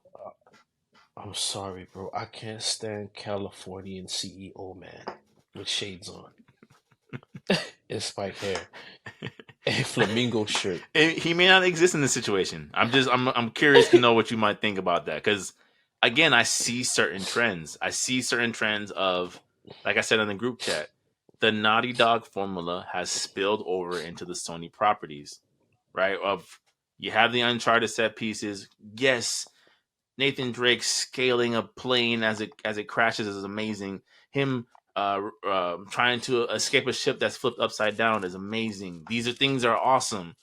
These story driven games like The Last of Us are awesome, right? But then you get to God of War with the reboot where there's a set piece where Ragnarok is happening and I don't see any Ragnarok. Everyone is dead. It's just Kratos maneuvering while Thor fights a giant snake in the foreground because set piece. When I'm playing Horizon Forbidden West and Aloy, who is in basically the future caveman era, basically, right, of Earth, where she's armed with a bow and arrow fighting robotic dinosaurs, and you tell me that the villains of the game are the Viltrumites from Invincible, and they can fly, they don't age, and they have advanced weaponry. And you mean to tell me that Aloy and her ragtag of friends with her bow and arrow are going to find a way to stop them? And I get to the and I get to the end of the game and I'm watching them fight in another giant set piece of the Viltrumites versus the gigantic T-Rex robot. And they're clashing as Aloy makes her way in to take down the big bad. And I'm just like, this is not what I expected with this franchise. This is not what I thought when I thought of a sequel to Horizon Zero Dawn. Of me fighting immortal human beings from 1,000 years ago, one of which tries to groom Aloy, but that's a conversation for another time. And yeah, and she takes him down with her bow and arrow and some hacking software. And then now you get to Spider-Man, where again you could probably put on the cutscenes, pop some popcorn, and literally tune into a 6-7 hour Spider-Man movie of just spectacle. But at the cost of the writing here and there, right? At the cost of like, we got here, but at what cost? What did it cost me to get to this point? It could be coincidence. It could be coincidence. I was just curious. I'm just like, it just kind of seems formulaic. That's the thing, man. That's why to be honest with you, man, whenever they say Sony single player, I see a cornfield, 2 people that exist in the world, everybody dead. That's it. A barely working car, maybe a dog, in a shed.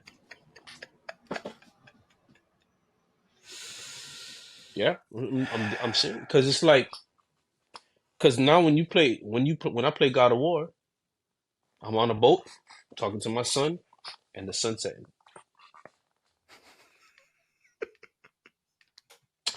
When I play Last of Us, canned food, quiet moments, it starts to rain, and and a dog outside. You feel me? Canned food, perishable goods, flip, Right. A makeshift campfire, Molotov campfire, cocktail. campfire the game, right? You know what I'm saying? Campfire the game. Then I'm like, you play Ghost of Tsushima, Samurai, Sunset. To be fair, a little different from the usual formula. A little different. A little different from the usual formula, but quiet moments, playing field, cornfield, a horse that works. And I hate my dad. You know what I'm saying? Like, I'm just like, dog, like family the game. I'm like, bro, I mean, it's you know what? That's not a correct thing to say, because it's a story, right? All stories borrow from each other. But it's to me giving me the same feeling of Marvel comedy, Marvel's attempt to make everything funny in their movies. You know, once I see a plaid shirt and it says the PlayStation logo, so I already know what time it is, dog. Everybody dead, just me and my dog. You know what I'm saying? A grounded character formed by grief. Just trying to find the light in the world. You know what I'm saying? Just trying to find the light in the world, man. Scavenging for food and items. Yeah. You know, like Texan Simulator. You know, like it is starting to get to a point now where it's like, for games that we're going to get every 5 years, because the development cycle of these games are just forever at this point. It's something where, again, it's eye candy. It's for people like us who grew up in a certain era. It's an amazing testament to how far games have come, but at the potential risk of losing what makes it a video game, right? I think that's the dangerous part of, hey, the reason why, and I don't say this as a slight, the reason why the Last of Us TV show works so well is because you framed the game as a movie. There's gameplay elements in it. It's good gameplay elements, but you frame the game as a movie. If I remove the gameplay, I can still tell a story from A, B to C to D, and it makes sense, which speaks volumes to your level of writing depth.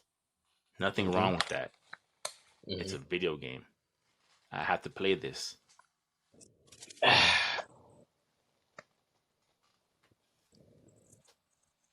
Death Stranding. That's your boy. So that's your boy. I Future UPS simulator. Yeah. That is a metaphor for the power of why it's important to not be alone. Fam, if you would have just removed the menu bar and put AMC, You would have thought it was an AMC TV show. Yeah. This is a video game. So okay. So see, but the thing is, like, you got a game called Alan Wake, and I think that's the best way to make a game because they know how to do that. Make a movie, but it's still a game. Yeah. You played Control? I haven't played it, but I've heard really good things about it. Adam Wake just got a 9, and I believe it because the stuff I was fighting, I was terrified. And it's so sci-fi, right? But like, I rather this than the Silent Hill, because Silent Hill, to me, you just have no control over that world. Yeah, it's over for you, you know. Yeah. And that's too much. Yeah, I'm not playing that. Yeah. Any game where the person's schizophrenic, I'm tuned out, man. That's the Phantom Zone. That's the Shadow Realm. I'm not going there. All right, I'm not going there. I don't have time for that. Life's already hard. Yeah. You feel me? Don't need to feel somebody grab my shoulder while I'm going. Nah. Y'all keep that. Y'all tough people. Y'all keep that. Right. Y'all Dark but, Souls like lovers. I'm not with y'all. Like you Oh said, no, life is that's hard different. enough. The minute they said like that's Lies of different, P is possible Game of the Year contender, so it's a Souls like. I said, well, I'll never know. No. You'll like it. You'll like it. Don't be put off by it. It's actually way more welcoming than because it's way more welcoming than a Dark Souls game. Like, Dark Souls will put you through some stuff, dog. Man, Elden Ring. But Elden Ring was the most beautiful game I've ever played, man, because it was no script. Which is dope. That's dope. It was one of the best experiences I had, and I was happy, man. The fight with Rodon for me was the most atmospheric painting episode, whatever you want to call it. It was just cinematography, art that wasn't cinematography, because once you get there, you start walking, you see a shadowy figure you can't make out. You see that's Radon there in the distance, but you just can't make out. And then you get closer and closer. Then you start to see light flicker, and the light intensifies. And then all of a sudden, it's an arrow as long as your horse. Whoosh, just going into the ground next to you. Bro, and now you start losing it, because now he's just chugging these arrows towards you. Then it stops, and the image gets bigger and bigger and bigger. Welcome. The music starts playing. I'm like, oh, nah, man. That was an amazing gaming experience. A gaming experience. Yeah.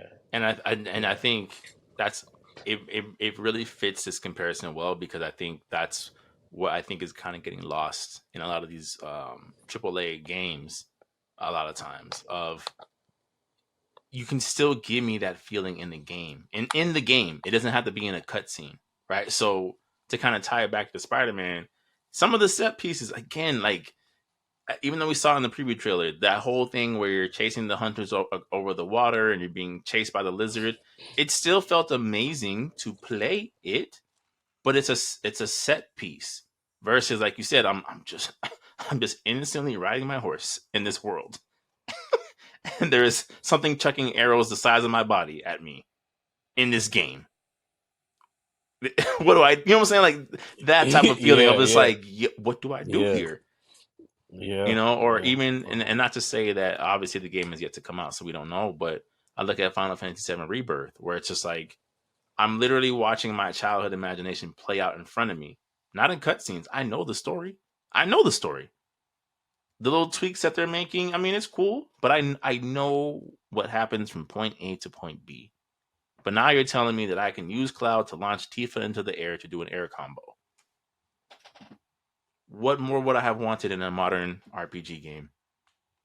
You know what I'm saying? Like, what else would I have asked for? I can do air combat, you said? In an RPG? And the graphics look like this? And you're not ruining the characters that I've loved my entire life as a gamer? Oh, this is a video game. Yeah. You know, I just Final Fantasy. 16. You know what's but the thing about Final Fantasy 16 that's interesting is that their gameplay is where it excels, but from a company who are not experts in that area, if that makes sense. Like, I get it. I know what I see the vision. You were smart to hire a Devil May Cry combat designer for it, but this is not going this far left into the action genre is clearly not your wheelhouse. It's not that. It just didn't make a staple on what it was. It was like it was taming itself when it would have worked had it went any other way. Would you Whatever it prefer it to leaned be? into. You would prefer to all action or all RPG, pretty much? Is that what you're saying? Yeah, and I just don't see why it couldn't have been both. You have Tales of Arise that exists. You have you have Final Fantasy. You got just made a Final Fantasy game. 7 remake Just that has all amp it these up. things. you Just amp it still up. have No status effects. material. You still had material. You had these entire system to pull from. Yeah, and then I don't know. we would have waited if you said another delay. We would have waited. We would have waited. Yeah. We would have waited because everybody's not really thinking about Final Fantasy 16. They're really thinking about 7 Remake Rebirth. That's everybody focused, man. So if I can see this, and I know they're not gonna give up on the Final Fantasy 16 because they're gonna give us DLC. Yeah. So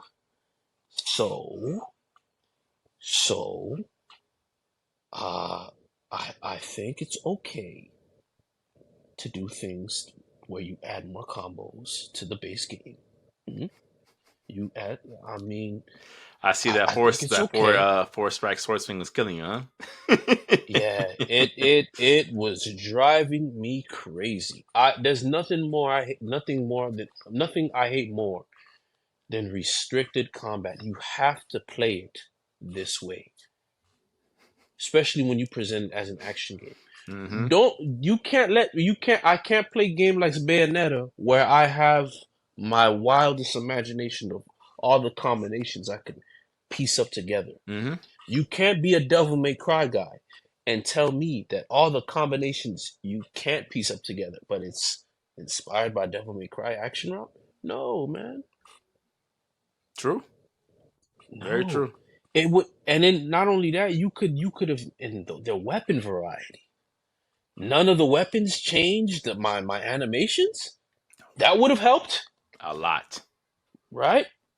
No, nothing to look forward to. No new weapons to look forward to. No new weapon skins to look forward to. Like, there's no, man, there's no pole. There's no like, and you got a game like Strangers in Paradise with the combos and the jobs and it's just a variety of different fighting systems.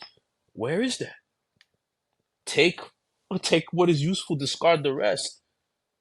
None of that. So this DLC, man, I hope it's not like a story wise. I hope it's combat revamped. I think so. I think I'm actually glad that you brought up 16 because I think that is an example of like, okay, we've leaned too far into the story, right? Story driven gameplay where, like I said to you guys multiple times in the chat, I saw more Sora's Wrath than I saw anything else. Of like, wow, these interactive cutscenes look incredible. This is amazing. What I'm watching.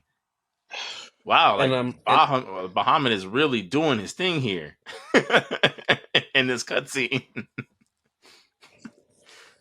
Yeah, so I think 16 is going to be an example of like, here's what happens when you lean too far on the wow factor. Again, look at this set piece. And I'm not against quick time cutscenes. Me either. I don't understand the hate for it. Yeah, personally. I don't understand the hate. I feel like they need to be there. Yeah, you add like with God of War. I agree. That was something, man. I hate quick time. I think you just a whack gamer. Yeah, you know what I'm saying? Like you just a whack gamer. Yeah, like you mean to tell me Leon Kennedy jumping on the back of El Gigante and cutting up the back by pressing the button rapidly, that turns you off. You're right. It's If just anything, it made me. yeah. It's this weird extremism of like I would either want to watch it in the cutscene or do it in real time. And in my mind, I'm like, well, this is not happening in real time. Leon Kennedy is not going to be slicing this up in real time combat. The game can't handle that. So here's a happy medium. I'm gonna give you some control. You'll still feel engaged, but you're not just sitting back like this, like, wow, wow, look at the graphics. Exactly. And I'm like, none of you guys played the Time Crisis game while he was at the movie theaters? Those were the best parts. Mm-hmm. A little dynamite cop where you gotta like drop kick somebody as you're running down the hallway. What? And and you got it off? That was a highlight, man. Mm-hmm. Oh man, that was crazy. Yeah, maybe it's just us, bro. Man. Maybe it's just us. You mean to tell me you didn't like doing half a circle square, half a circle triangle? Right. I'm like, y'all ain't enjoy that, man. Like that's God of War for you, right? Man. Oh, Kratos ripping off Helios' head with his bare hands, and you know and you're pulling, you're the cause. Yes, you're the reason. Or you sticking it in the eyes of Poseidon? Yeah, dog. In first person at that. In first person. You just seeing the boot, the hand. God, like,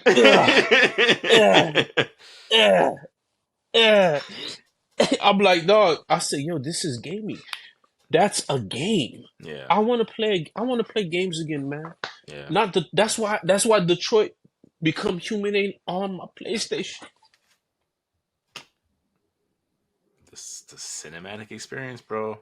I don't know. That's why none of them horror games, whatever they call them, simulations, they're not on my Xbox, man. Yeah. And for those listening and watching, I promise this is why we're tying it all back to Spider-Man. I promise. This is not a tangent. Man.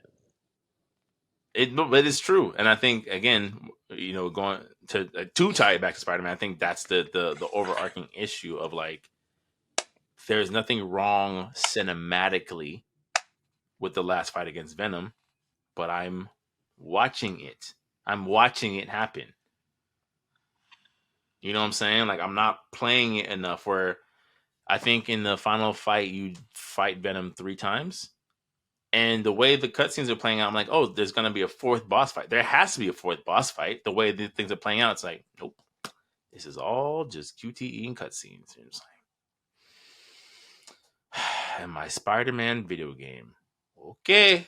Okay. Oh, man. Oh, man. And I guess last topic in regards to Spider-Man, because I said that we would do it, is, Joy, what's been your experience with Spider-Man games throughout time? Like, what was your first Spider-Man game? What were some of the things that you enjoyed from some of those Spider-Man games? What do you think was missing? Like, where do you feel like when IGN puts out a list of greatest Spider-Man games, are you like, yeah, they got all of them, you know, or is it just like, why was this even on here? Like, where do you give me your history with the character and the franchise? Oh my goodness, Spider-Man 2 for the PlayStation. Enter Electro Spider-Man 2 or the movie? Enter Electro Spider-Man 2. Because that, to be honest with you, that's the first one I actually really played, and I played it at my neighbor's house, and he had a PlayStation. I still had a 64, and I'm looking at this game, and I'm like, this is when I realized I ain't have a lot of money. You know what I'm saying? Because he got the TV set up in his room. You got a TV in your room? Mm-hmm. Oh man, with the station set up and he was playing it, I'm just looking at him.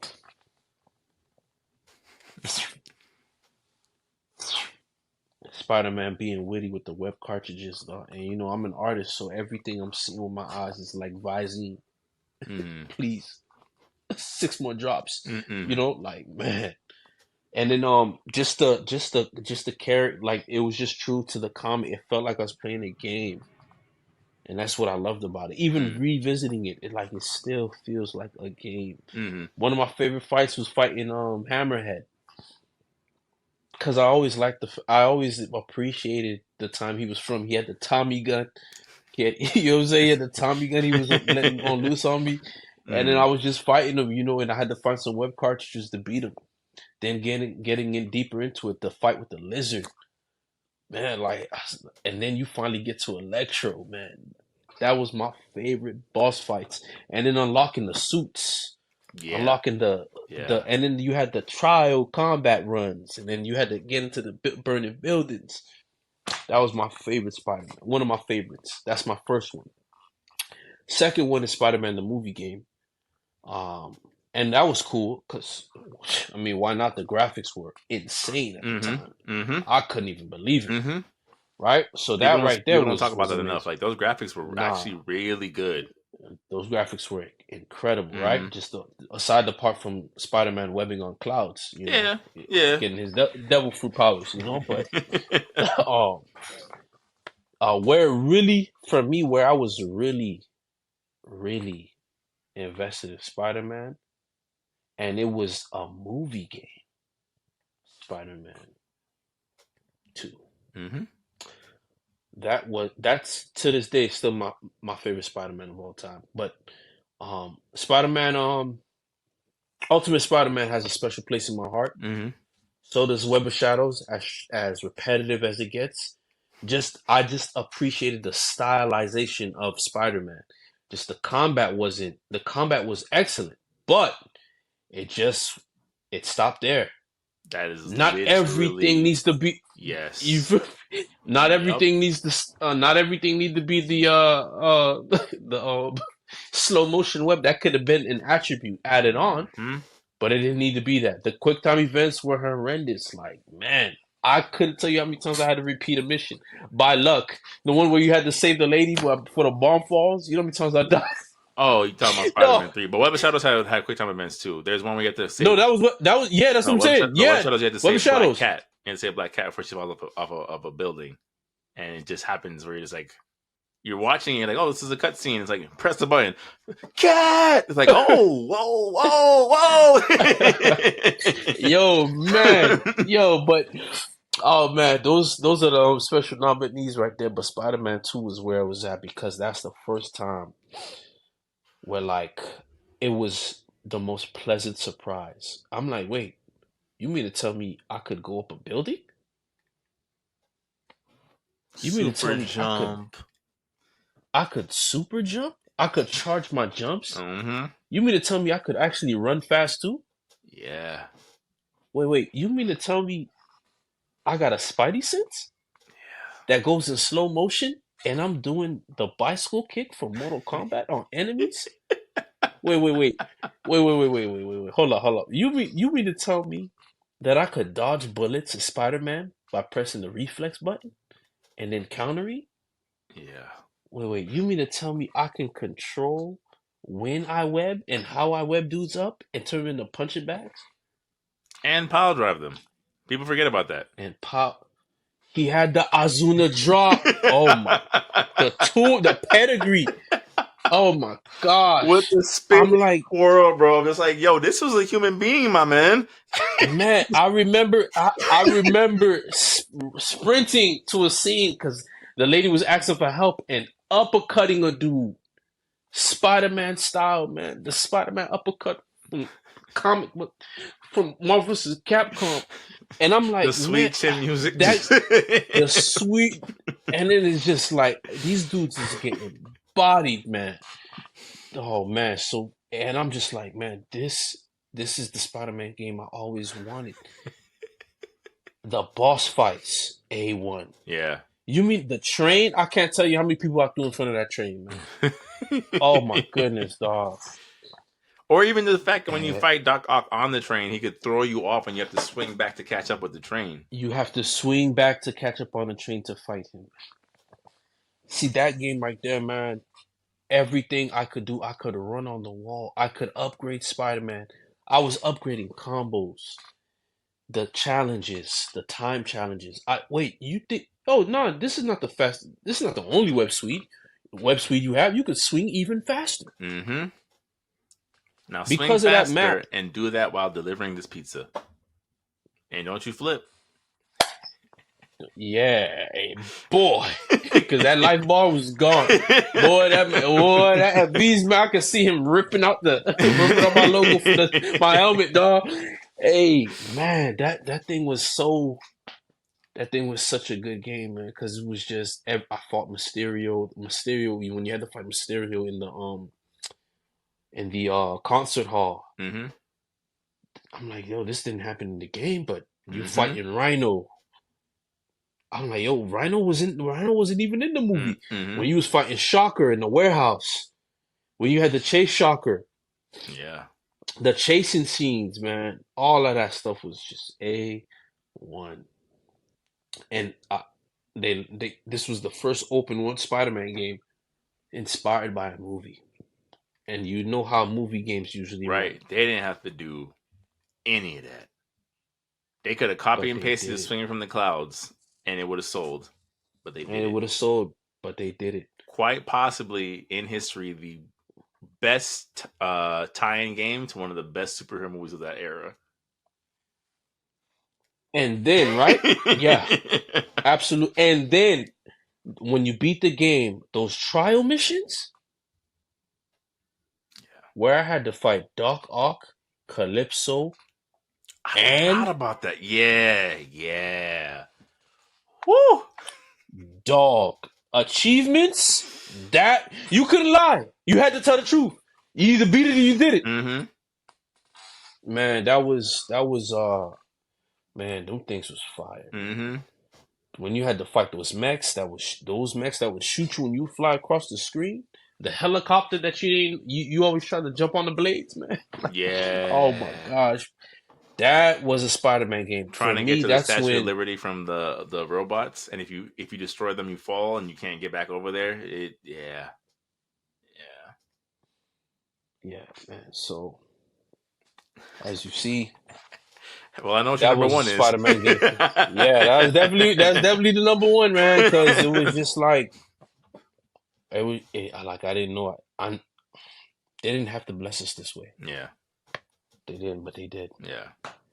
And yeah, man, that was it. Those were my history of Spider-Man. Spider-Man on Ultimate Spider-Man. Also, I was so mad at it because I didn't like the cell shading. Really? Right? And then yeah, I was angry. I just thought it was so different. It was so cool looking. I was like, what is this? No, this is my Spider-Man. Because Spider-Man 2, I'm like, why don't y'all just give me more of this? Right? But then I started playing it, and the open world wasn't as extravagant. No. I'm sorry, No. So I was right there. I was upset. But his web swinging was fire. Yeah. The way he swung on webs, is the animation, Mm-hmm. A1. But he just was Nerf Spider-Man to me, so I was angry. And then playing as Venom, you had to constantly absorb people. Not So just you absorb. That Consume people. Consume people, right? And it was just like, man, I see the inspiration for Prototype in the making. Oh yeah. Oh, 1,000%. 1,000%. Yeah, but from there, man, that's what really turned me off. That's why it's not my number one. And then all the other games that were like Spider-Man 3, the movie game, not as bad as people have made it out to be, but I understand.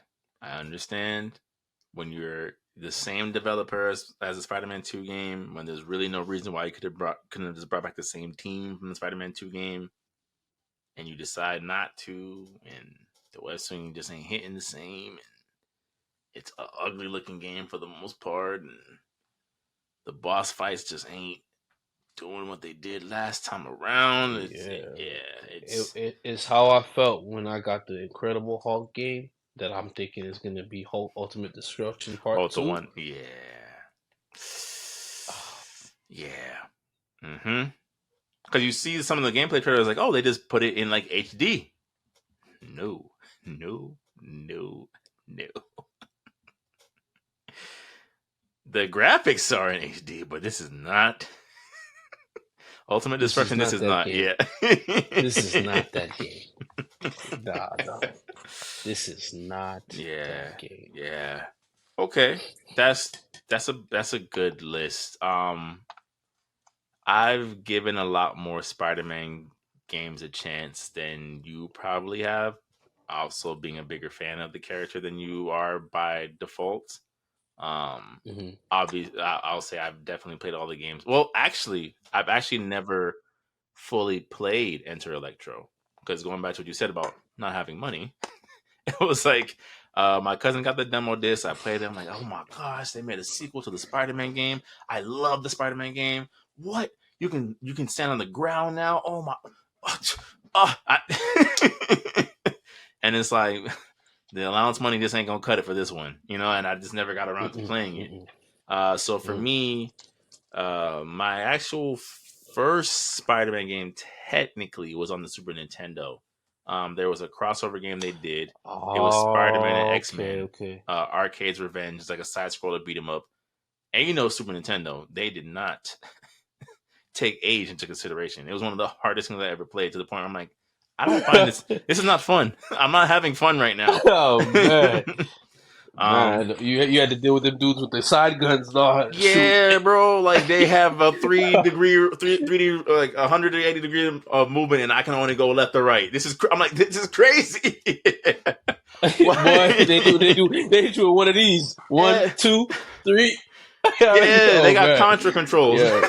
Oh no, man, that joke was them goons, man. Yeah, so that was not a good experience. So I would say my first experience, like for real, was the first Spider-Man game on PlayStation. I mean, come on, bro. You got the voice actor from the Spider-Man cartoon. Stan Lee's narrating. You got cameos out the man. Don't even bring that up, dog. Oh my gosh. Spider-Man runs into Black Cat. He runs into Daredevil. He sees the Punisher. It's just the Human Torch pulls up. You fight Venom. You fight Rhino. It's just, you know what I'm saying? The costumes, like you said. Impact and then webs. You get the collectibles. Oh my god! Yeah. Did you know Spider-Man was the first New Yorker to ever be? Did you know that Spider-Man and Mary Jane were best friends when they were young? Oh man! Yeah. You got me. Yeah, and then even with the boss fight, it was so unique at the time. It's like, yeah, so here's a completely unique game boss. What if Carnage and Doc Ock fueled? And not only do they fuel, they're so powerful, you actually can't fight them. You have to just run. I was like, yo, this is so many times I replayed that game. And not only for that, man, the attention to detail. Right? So you could, like you said, the costumes, you could unlock the symbiote costume. And true to detail, if you did the symbiote costume, you did not run out of webbing. Because why? The symbiote suit can make its own webbing. You didn't need webbing cartridges in the game. Then you had another one where it's like I forget the power up that he gets. It's like Spider-Man. I want to say Spider-Man Universe. There's a different name for it, where he has like the little like galaxy design on his suit. Cosmic suit, yeah. Cosmic suit. You're invincible. Because why wouldn't you be? Spider-Man with the mech armor, you can take more damage before you die. Just a small, the silver one, the silver one, right? Yeah. Just a small things. I mean, granted, not a long game, maybe like 8 levels, but just the like you said, the collectibles, the details. Like, wow, this is incredible. And you know, I'm up for a Spider-Man game that'll be influenced by that time. I would love if I had the resources. Yeah, bro, y'all going through a Universal theme ride. Yeah, that ride right there. Oh man. Yeah, but you know, we're in a different time. We're in a different time of. It's hard to say because again, in that era, you could crank out a quality game like that in 2 years. Now, 2 years, what does that get you? A DLC expansion most times. Man, I think the process of making games is more about them not knowing what they want to do first. Like, you need an extremely good art director. Other than that, you don't have anything, because Gears of War was able to be cranked out pretty fast, right? And Gears of War's graphics, as much as people don't want to give it credit, there's not a lot of games that look better than it now, and that's just the truth. And they're able to make a game in spick and span time, but I think that's all because they had the team that started from the very beginning, so they have a system for themselves. So with the gaming, it's more about, for example, Cyberpunk taking as long as it did. It's really about, at least for me, them not knowing how to approach certain things right away, whereas other companies know what to do if it's a story driven thing. So the story's gonna hold up before, because you can't do anything unless the story's done. You have nothing to build your game around. I think some people do it a little different. Yeah. To your point, I think it's true, right? Because like as I'm in my mind, like going through the obviously the games that I played that were Spider-Man related, it's like you look at, for as much as you said initially you weren't crazy about Ultimate Spider-Man, in terms of games, I think graphically it holds up more than other games do because it was so stylized. It's a comic book brought to life. We're not going for photorealism. We're not going for these realistic character models. It is literally basically cartoon characters on your screen. And I think to your point, like you're right, it does take them longer because it's almost like the unspoken default, outside of a couple of exceptions, is we have to go for photorealism. We have to. If it doesn't look like it could possibly happen in the real world, we can't do it. We can't, like I need to see the blood stains in Kratos' beard when he dismembers an orc. Otherwise, it's not, it's not quality. Versus, again, this is a fictional character, and like you said, if the story is there, the story will move everything. Story and really fun gameplay is the precipice, is the formula for everything. Part of the reason why you gush over it, I gush over it, most people who played it gush over it. The reason why the reason why Spider-Man 2, the movie game, does so well, if you look at those graphics, even compared to the first movie game, they're actually worse. If you think about it, they're not better, they're worse. They are. They're worse. You're right, but you don't notice. Why? Because you're having such a fun time playing the game. You know what I'm saying? So, like, I think to your point about development time, and I don't know if it's going away, right? Because at the end of the day, we got to talk business. It's $1 billion franchise at this point. Video games make more money on average than movies do at this point. I mean, as it should, right? Like, I knew this one. I knew this coming up. The actors didn't. I don't know why. They couldn't just see, like, yo, this is an interactive experience, guys. Yeah. Hop on board. Yeah. I mean, they're starting to see it more now. Obviously, starting to see more and more celebrities be attached to bigger properties. But it's something where I don't know. You could say Keith David, because Keith David was already on his team, I mean, Keith David's been down since day one, bro. He was in Gargoyles. That's what I'm saying. He's seen the wave the entire time. He plays himself in Saints Row 3. He's been on the wave the entire time. Yeah. Yep. Oh, and we're doing what? So crazy. Okay. Yeah. Just baby. Yeah. Crazy. Crazy. Sorry, where did I leave off? Yeah, so Spider-Man PlayStation, obviously PS2. I actually enjoyed both Spider-Man movie tie-in games. I like the fact that they do such a good job of introducing some of these villains in a movie style way. Of like when they introduced Shocker in the first game, you're like, this doesn't seem. It almost makes you think like, yeah, why didn't we get Shocker in a live action movie when you see him? Right? It's like, it's not something like he's a guy in like a Mortal Kombat costume with shock pads. That's not that hard. It's not. You know what I'm saying? Like, oh, how do we bring him to life? Pretty easily. Granted, that mission where you have to chase him down the subway drove me crazy. Where it's like you have to duck behind the pillars, otherwise you get blasted away. Oh my gosh! Yeah, that joke was. Yeah, and then he had his. If you kept giving, he had his bubble. Yeah. Oh my Yeah, yo. goodness, yo. Yeah, and you're a hell bar just so. Well, that ragdoll physics. Oh, boy. Yeah. Man, that So was hilarious, that man. both games to me were good. Like I said, I don't hate the Spider-Man 3 tie-in game as much as other people do. I understand why people don't like it. I mean, if not for nothing, it gave us the slingshot mechanic that we finally got in Marvel Spider-Man 2. It was the first game to do that, where you could attach two webs and fling yourself halfway across the map. You gotta say it. For all Yeah, the but memes you about had the to go QuickTime to a event. specific location. Yeah. I mean, come on. Like, we're talking people talk about that generation. I'm like, listen, those consoles weren't that powerful now. So like Yeah. you can only do but so much. Web of Shadows, I think people look at it through nostalgia glasses. That's my hot take. Everyone's always like, it was underrated. It wasn't as bad as people thought it was. I'm like, okay. No, the combat was Right. fire. Right. But Think about anything else other than the combat.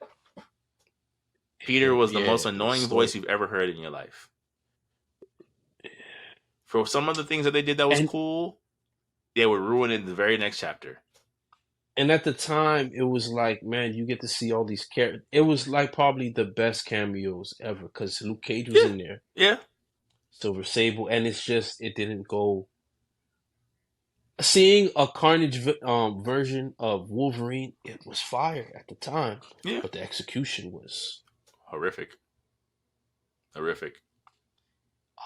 Man, yeah, and then when you fight Wolverine, because you have the symbiote suit and you're tripping, like yeah, the excution was poor. Yeah, and then the story, nostalgia, even the way it started classes. off, man, like you see, right? That's a meme now, dog. That's.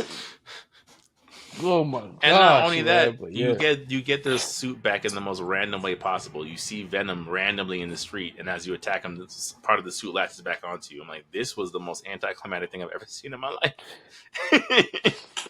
Kick flips back. Oh. You know, man. So to me, it's like, yes, don't get me wrong. I do think Insomniac could take a lesson or two or three from some of the combat implementation in Web of Shadows. Wall combat, the ability to string through the air, maybe not as slow motion wise, but the ability to string through the air to fight truly airborne villains. The way Peter could essentially move like a breakdancer. You know what I'm saying? Like he could surf on villains. He could spin kick them through the air. Like there's things that have aged and held up very, very well about that game, and I understand that. But as a game, I'm like, I just I don't see what everyone else sees. Maybe it's just me. I'm like, okay, it was cool. It was cool. Gameplay should be the template for most Spider-Man games. What else you got? You know what I'm saying? That was just my take. Yeah. And again, like you said, other than the cameos, because you're right. I will say, in terms of shock factor, we didn't expect to see a symbiote Wolverine. Fair enough. To me, the last, and I mentioned this briefly on the last pod, the last interesting game that Spider-Man gave me before Insomniac's take was probably Spider-Man Shattered Dimensions. I just thought it was a very interesting story. It was far from perfect. Far from perfect. Like I said, if you have 4 Spider-Man and only 2 of them are enjoyable to play, it's not a good game, in my opinion. But it was a good concept. It paid a lot of homages to the history of Spider-Man, right? Because again, you're getting Spider-Man Noir, who is more stealth, like strictly stealth mechanics. Then you have, if you want the Venom side of things, you have the Ultimate Spider-Man who has the costume on the time. You have Spider-Man 2099, so a lot of people who had never seen or known who Miguel O'Hara was, he's getting his video game debut. I'm like, this is good. This is good. I like the concept. Again, playability wise, but like the idea and everything else. They just fall off for me. The Edge of Time with Miguel and Peter, no. The Amazing Spider-Man tie-in games, some interesting ideas. Very. Insomniac, I would say Insomniac got the precise web zip mechanic from them, because that is what that game gave you. You were able to literally hop from specific points to a specific point, which you couldn't do before. So it did give us something, but And you fought the Spider Slayer, a version of the Spider Slayer in the first game. Alistair Smythe is in it, so I'm like, okay, not all terrible ideas. Yeah. But Spider-Man basically to me falls off until you get to Insomniac, and I would say that in ranking in terms of experience, it would still probably be Spider-Man 1 by Insomniac, Spider-Man 2, and then Miles in that order.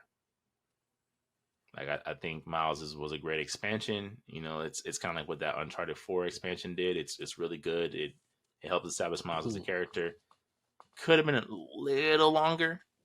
You know, I think some certain things happen a little bit too quickly because it's basically glorified DLC. But I think Insomniac again has the formula to make really, really, really great games. I just don't know if we'll ever get that classic. But I'm also grateful that that's the feedback I have for a Spider-Man game in 2023, right? Rather than being like, you know, when's the last time we got a good superhero game from Spider-Man? It's like, no, I'm debating the levels of how great these are, right? I could never fix my face to say it was trash or it was okay. It's just like there's a couple things holding them back from truly, you know. And very, very, very, very, very, very last question, and I realize like this pod is already running kind of long. There's been the whisperings and bubblings on social media about whether or not Insomniac Studios should be a Marvel focused gaming company. No.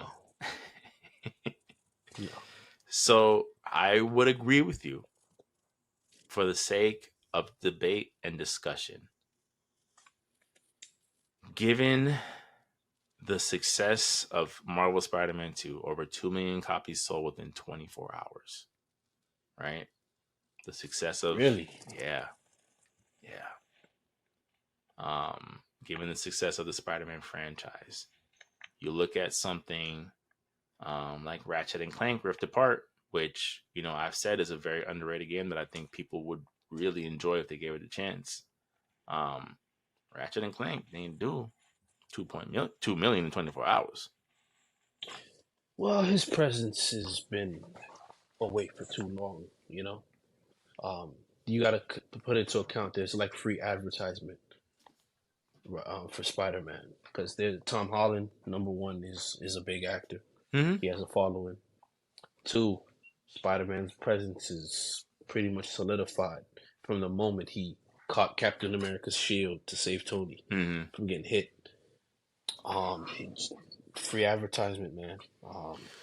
But you don't think because I'll give you what I think is a perfect example, right? I remember when the initial reveal and initial trailers for Dragon Ball Fighters right started coming out, and it was like, yeah, it's Arc System Works that's making a 2.5 Dragon Ball fighting game. Now, for me, I other than a couple of Blaze Blue games, I hadn't really played Arc System Works games like that. So because they were making this game, it actually sparked my curiosity and got me into trying Guilty Gear. Right? I'm like, if this is the company that's making this game, oh, what other games do they have gotten? Like, what other critically darling games do they have underneath their belt? And I ended up playing Guilty Gear, and I enjoyed it. Now, it's not something that I've continued to Guilty Gear Strive, but I did enjoy it. I thought, like, oh, okay, I could see why they would have been picked to do Dragon Ball this way. So couldn't you say that with Insomniac of like, man, if they can make such great Spider-Man games, what else do they have? Oh, Ratchet and Clank. These are fun. Oh, Sunset Overdrive. This is a critically acclaimed game. You know, like why don't you think that it would have that free advertising on the back end for the studio? I just feel like the studio doesn't want to be, labeled as. They want their freedom as developers. They want to make what they want to make. They enjoy making Spider-Man. You know, they didn't have to make Spider-Man. They wanted to.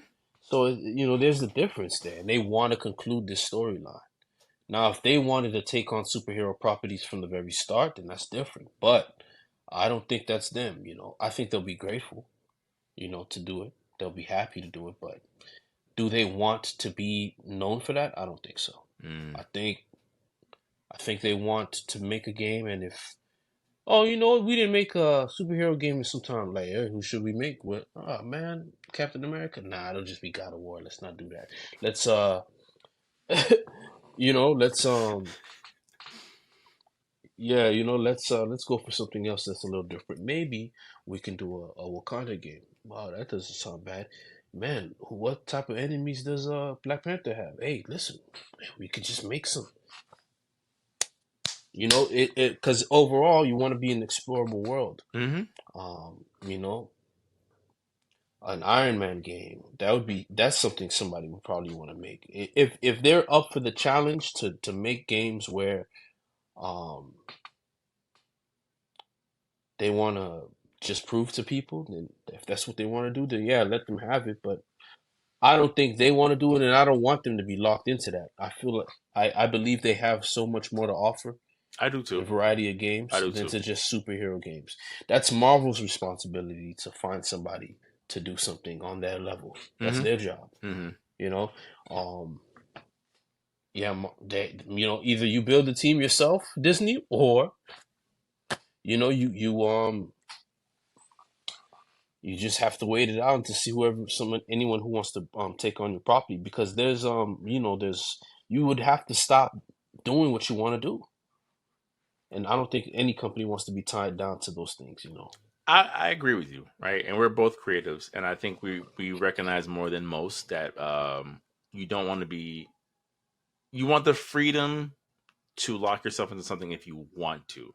You don't want to feel like you have to, right? So like when you launch your Mm-hmm. series, it's like if you launch three different series and one does significantly better than the other two, you don't want to feel like you have to now do that series for the rest of your life.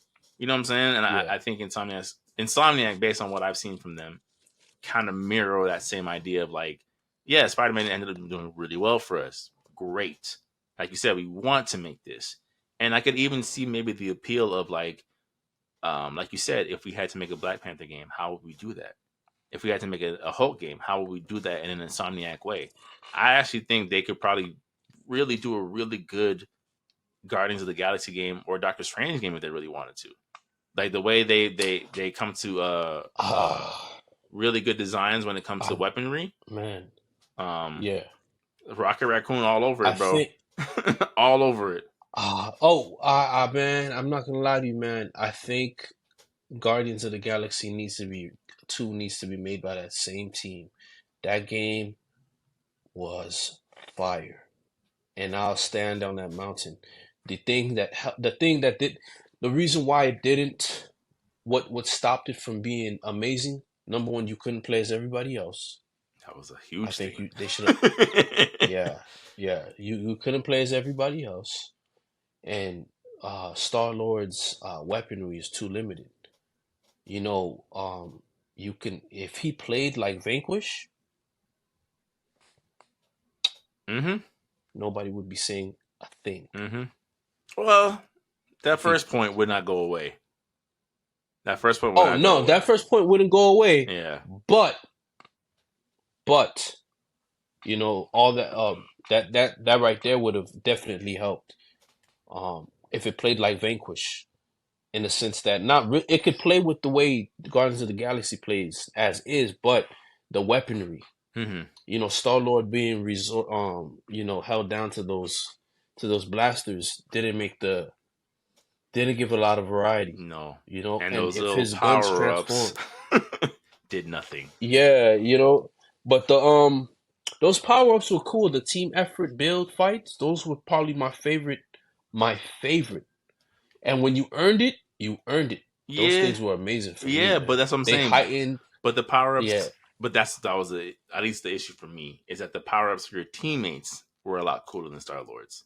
Of like at a certain Got point, you, Rocket's got you, gun got you, becomes got you, got this you. massive, you know what I'm saying, of him building this thing, this makeshift like bazooka, and here I am with ice Hmm. bullets, skating around on my Yeah, yeah, knees. I get you, I want to do get that. you, yeah. Gamora's just ninja assassinating everybody in the room. I want to do that. I'm tired of shooting. Yeah, yeah. They should have broke the rules, man. They should have like with because you got to understand you're a game. You're a Yeah. game. Mm-hmm. You have to understand there are rules for movies, there are rules for games. If it's not a game, don't do it. Yeah. If it's gonna take away from the gameplay, don't do it Right. because it's a game. If in your mind you say to yourself, "Well, Star Lord doesn't do this in the comics," you're already off on the wrong foot. You already lost. Yeah. You already lost. You already lost. There was so many other games I would have wanted them to take from. You could have easily turned his guns from like, okay, this gun shoots a different type of wave. It shoots waves instead of just a instead of just beams. This gun levitates you. This gun lifts you up and causes characters to implode on each other. Mm-hmm. You got Outlaw Star to pull from. Mm-hmm. This one shoots a black hole. Yeah. That would have made Star Lord far more interesting. Mm-hmm. Oh man, yo, this gun dices you. What if his gun imitates the abilities of his enemies? There was so many things they could have done, man. Yeah. With Star Lord, and I think they probably were pressed for time, but the product that they made, it is a great game. It is a great game. I told you, game. it was definitely out of the recommendations you gave me. I did not regret buying it off your cosign. I'm like this. I enjoyed playing this. I definitely enjoyed playing it. The character designs, man. I was like, this is a game. Mm-hmm. The character designs were flawless. I didn't know Gamora could have looked that way. Yeah. You know what I'm saying? From the way they drill in your mind, Gamora has to look this way, but no, she doesn't. Mm-hmm. She still looks like Gamora, but this is video game Gamora. Mm-hmm. Like, and it's what's so crazy is I prefer this Gamora versus the real one. Yeah, and I do, man. I do. Man. It's to me, and we don't have to really get into the semantics of it, but I think to me, as somebody who doesn't know the character as well, it kind of comes as a package deal for me, right? So the Gamora I get is only as good as Thanos, and I hate to tell you, but Josh Brolin's Thanos was better than whatever that was in that game. Yeah. So like, got you. Yeah. Where it's like, how do you mess that up, right? Right. How you just I don't want to speak about the biggest baddie. Right. I don't want to speak about my father. Like they kind of tiptoe around Thanos' conversation in the game. Only when he gets revealed, you're like, who is this? What is this? That's Thanos? But it was just an illusion. I know, but it was supposed to be built off how he's supposed to actually looks in this universe. I'm like, that artist need to run it back. Yeah. Man. It wasn't. One of y'all had quotables, and one of y'all did not. When we go to our gift, he didn't even talk. I know, and there you go, and there you go. When we go to our gift repository in the chat, there's only one. There's only one thing we reference for a reason. I'll do it myself. Yeah, it's yeah. But you're right. Adam Warlock for sure. Was done very well. Even the church, man. The whole. It was just. It's a good game. It's a good game. Nova Core, man. It's a good game. The Nova Core was a Nova Core. Hmm? They felt like Navy, like Space Police. Yeah, Space Navy Police. Yeah, man. Yeah. It's just interesting because I think ultimately, right? I do think Insomniac makes great games. Like you said, I think whenever you see them release a game, it comes from a place of passion, not obligation. Nothing feels phoned in. Mm-hmm. Nothing feels like, oh, we had to do this. Nothing. You can taste the love almost when you're playing their games. Like somebody really enjoyed making this happen. So that's why it's like a part of me is like, well, if I'm gonna get a passionate studio behind it, I honestly don't mind if they do a couple more games. Personally, I personally would love Sucker Punch to do a Blade game. Yeah. We had a whole podcast episode of things of studios that like it would be. Imagine a Heroes for Hire game made by Rocksteady. Come on, bro. You throw in Luke Cage, Iron Fist, Jessica Drew, right? Whatever that's her name. Jones. Jessica Jones. And maybe another character. Maybe another Daredevil. Mm-hmm. Yeah, I see. I see. Granted, you might have to throw in somebody a little bit more popular than them, than the Defenders to kind of really get to sell. But by Rocksteady, No, I mean, no, I think that'll work. You just have to make just the villain, the story, the arc. the time would have been during the I think Netflix era. Yeah, okay. I think Rocksteady would have made an amazing Punisher game, or even Rockstar. Rockstar would make a better Punisher game than Yeah. Rocksteady. Well, because the thing is, like, with the Punisher, you can't really escape gun controls, and I haven't seen, like, let's be for real. Grand Theft Auto don't have the best gun controls. Red Dead. Oh no, I'm talking Max Payne. I'm talking Max Payne. I'm seeing this through the eyes of Max Payne. Okay. Yeah. I'm thinking Max Payne when I think about Punisher. Okay. Yeah. Oh, yeah. Storyline. Okay. Fair. Because you know that Punisher game that dropped for the PlayStation, Xbox. That thing was raw. Yeah. They had to. They, Marvel was like, "Hey, we're gonna need you to dial some of this back. Actually, Yeah, you can't he do was this. torturing people, dog. Yeah, yo. This is not allowed. It's a game. Yeah, that game was raw. You saw bro. what they did Like, to Rockstar with was, Manhunt. We can't have that. yeah, Throw the sensors on. yeah, dog. That game was wild, man. Yeah. But all right, unless there's anything else that you wanted to include Spider-Man wise, I'm pretty much done. I think, to me, ultimately, for those who held on long enough, Marvel Spider-Man 2 to me is a solid, undeniable 8 out of 10. It's a great game, and sometimes an amazing game. It's not a classic. It's not something where 3-4 years it's like, you hit the what is it, like the Vince McMahon meme where it's like, he was special. Like, I don't know if we'll ever get to that point with this game, but it's a great game. I think if anyone was looking for a current gen PlayStation 5 experience, I think you could do far worse than this game. I just don't know, and I'm also a little bit more skeptical about this being the franchise that launches Spider-Man 3 into the stratosphere based on what happens. So that's all I got. Any closing thoughts?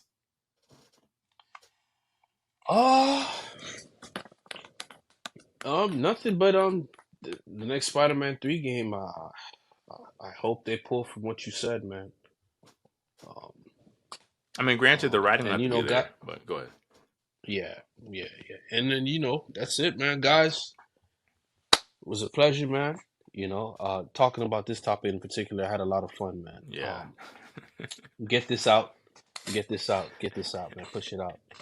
Like, I know we got some points that you guys will probably 10 out of 10 agree with us. Yeah. So, man, back to you. Yeah, for the people who have been watching and continue to click and dial in, thank you guys so much for tuning in and leaving comments and support and love and watching. At the end of the day, we're 3 grown men with our own adult responsibilities. So as things go, we're going to try our best to clip things up and get the conversation going. But thank you guys for anyone who throws on the usual 2.5-hour pod from us just to take in gaming and anime news. But for episode 18, once again, this is Antonius the Gamer, Super SSS rank. Until next time, guys.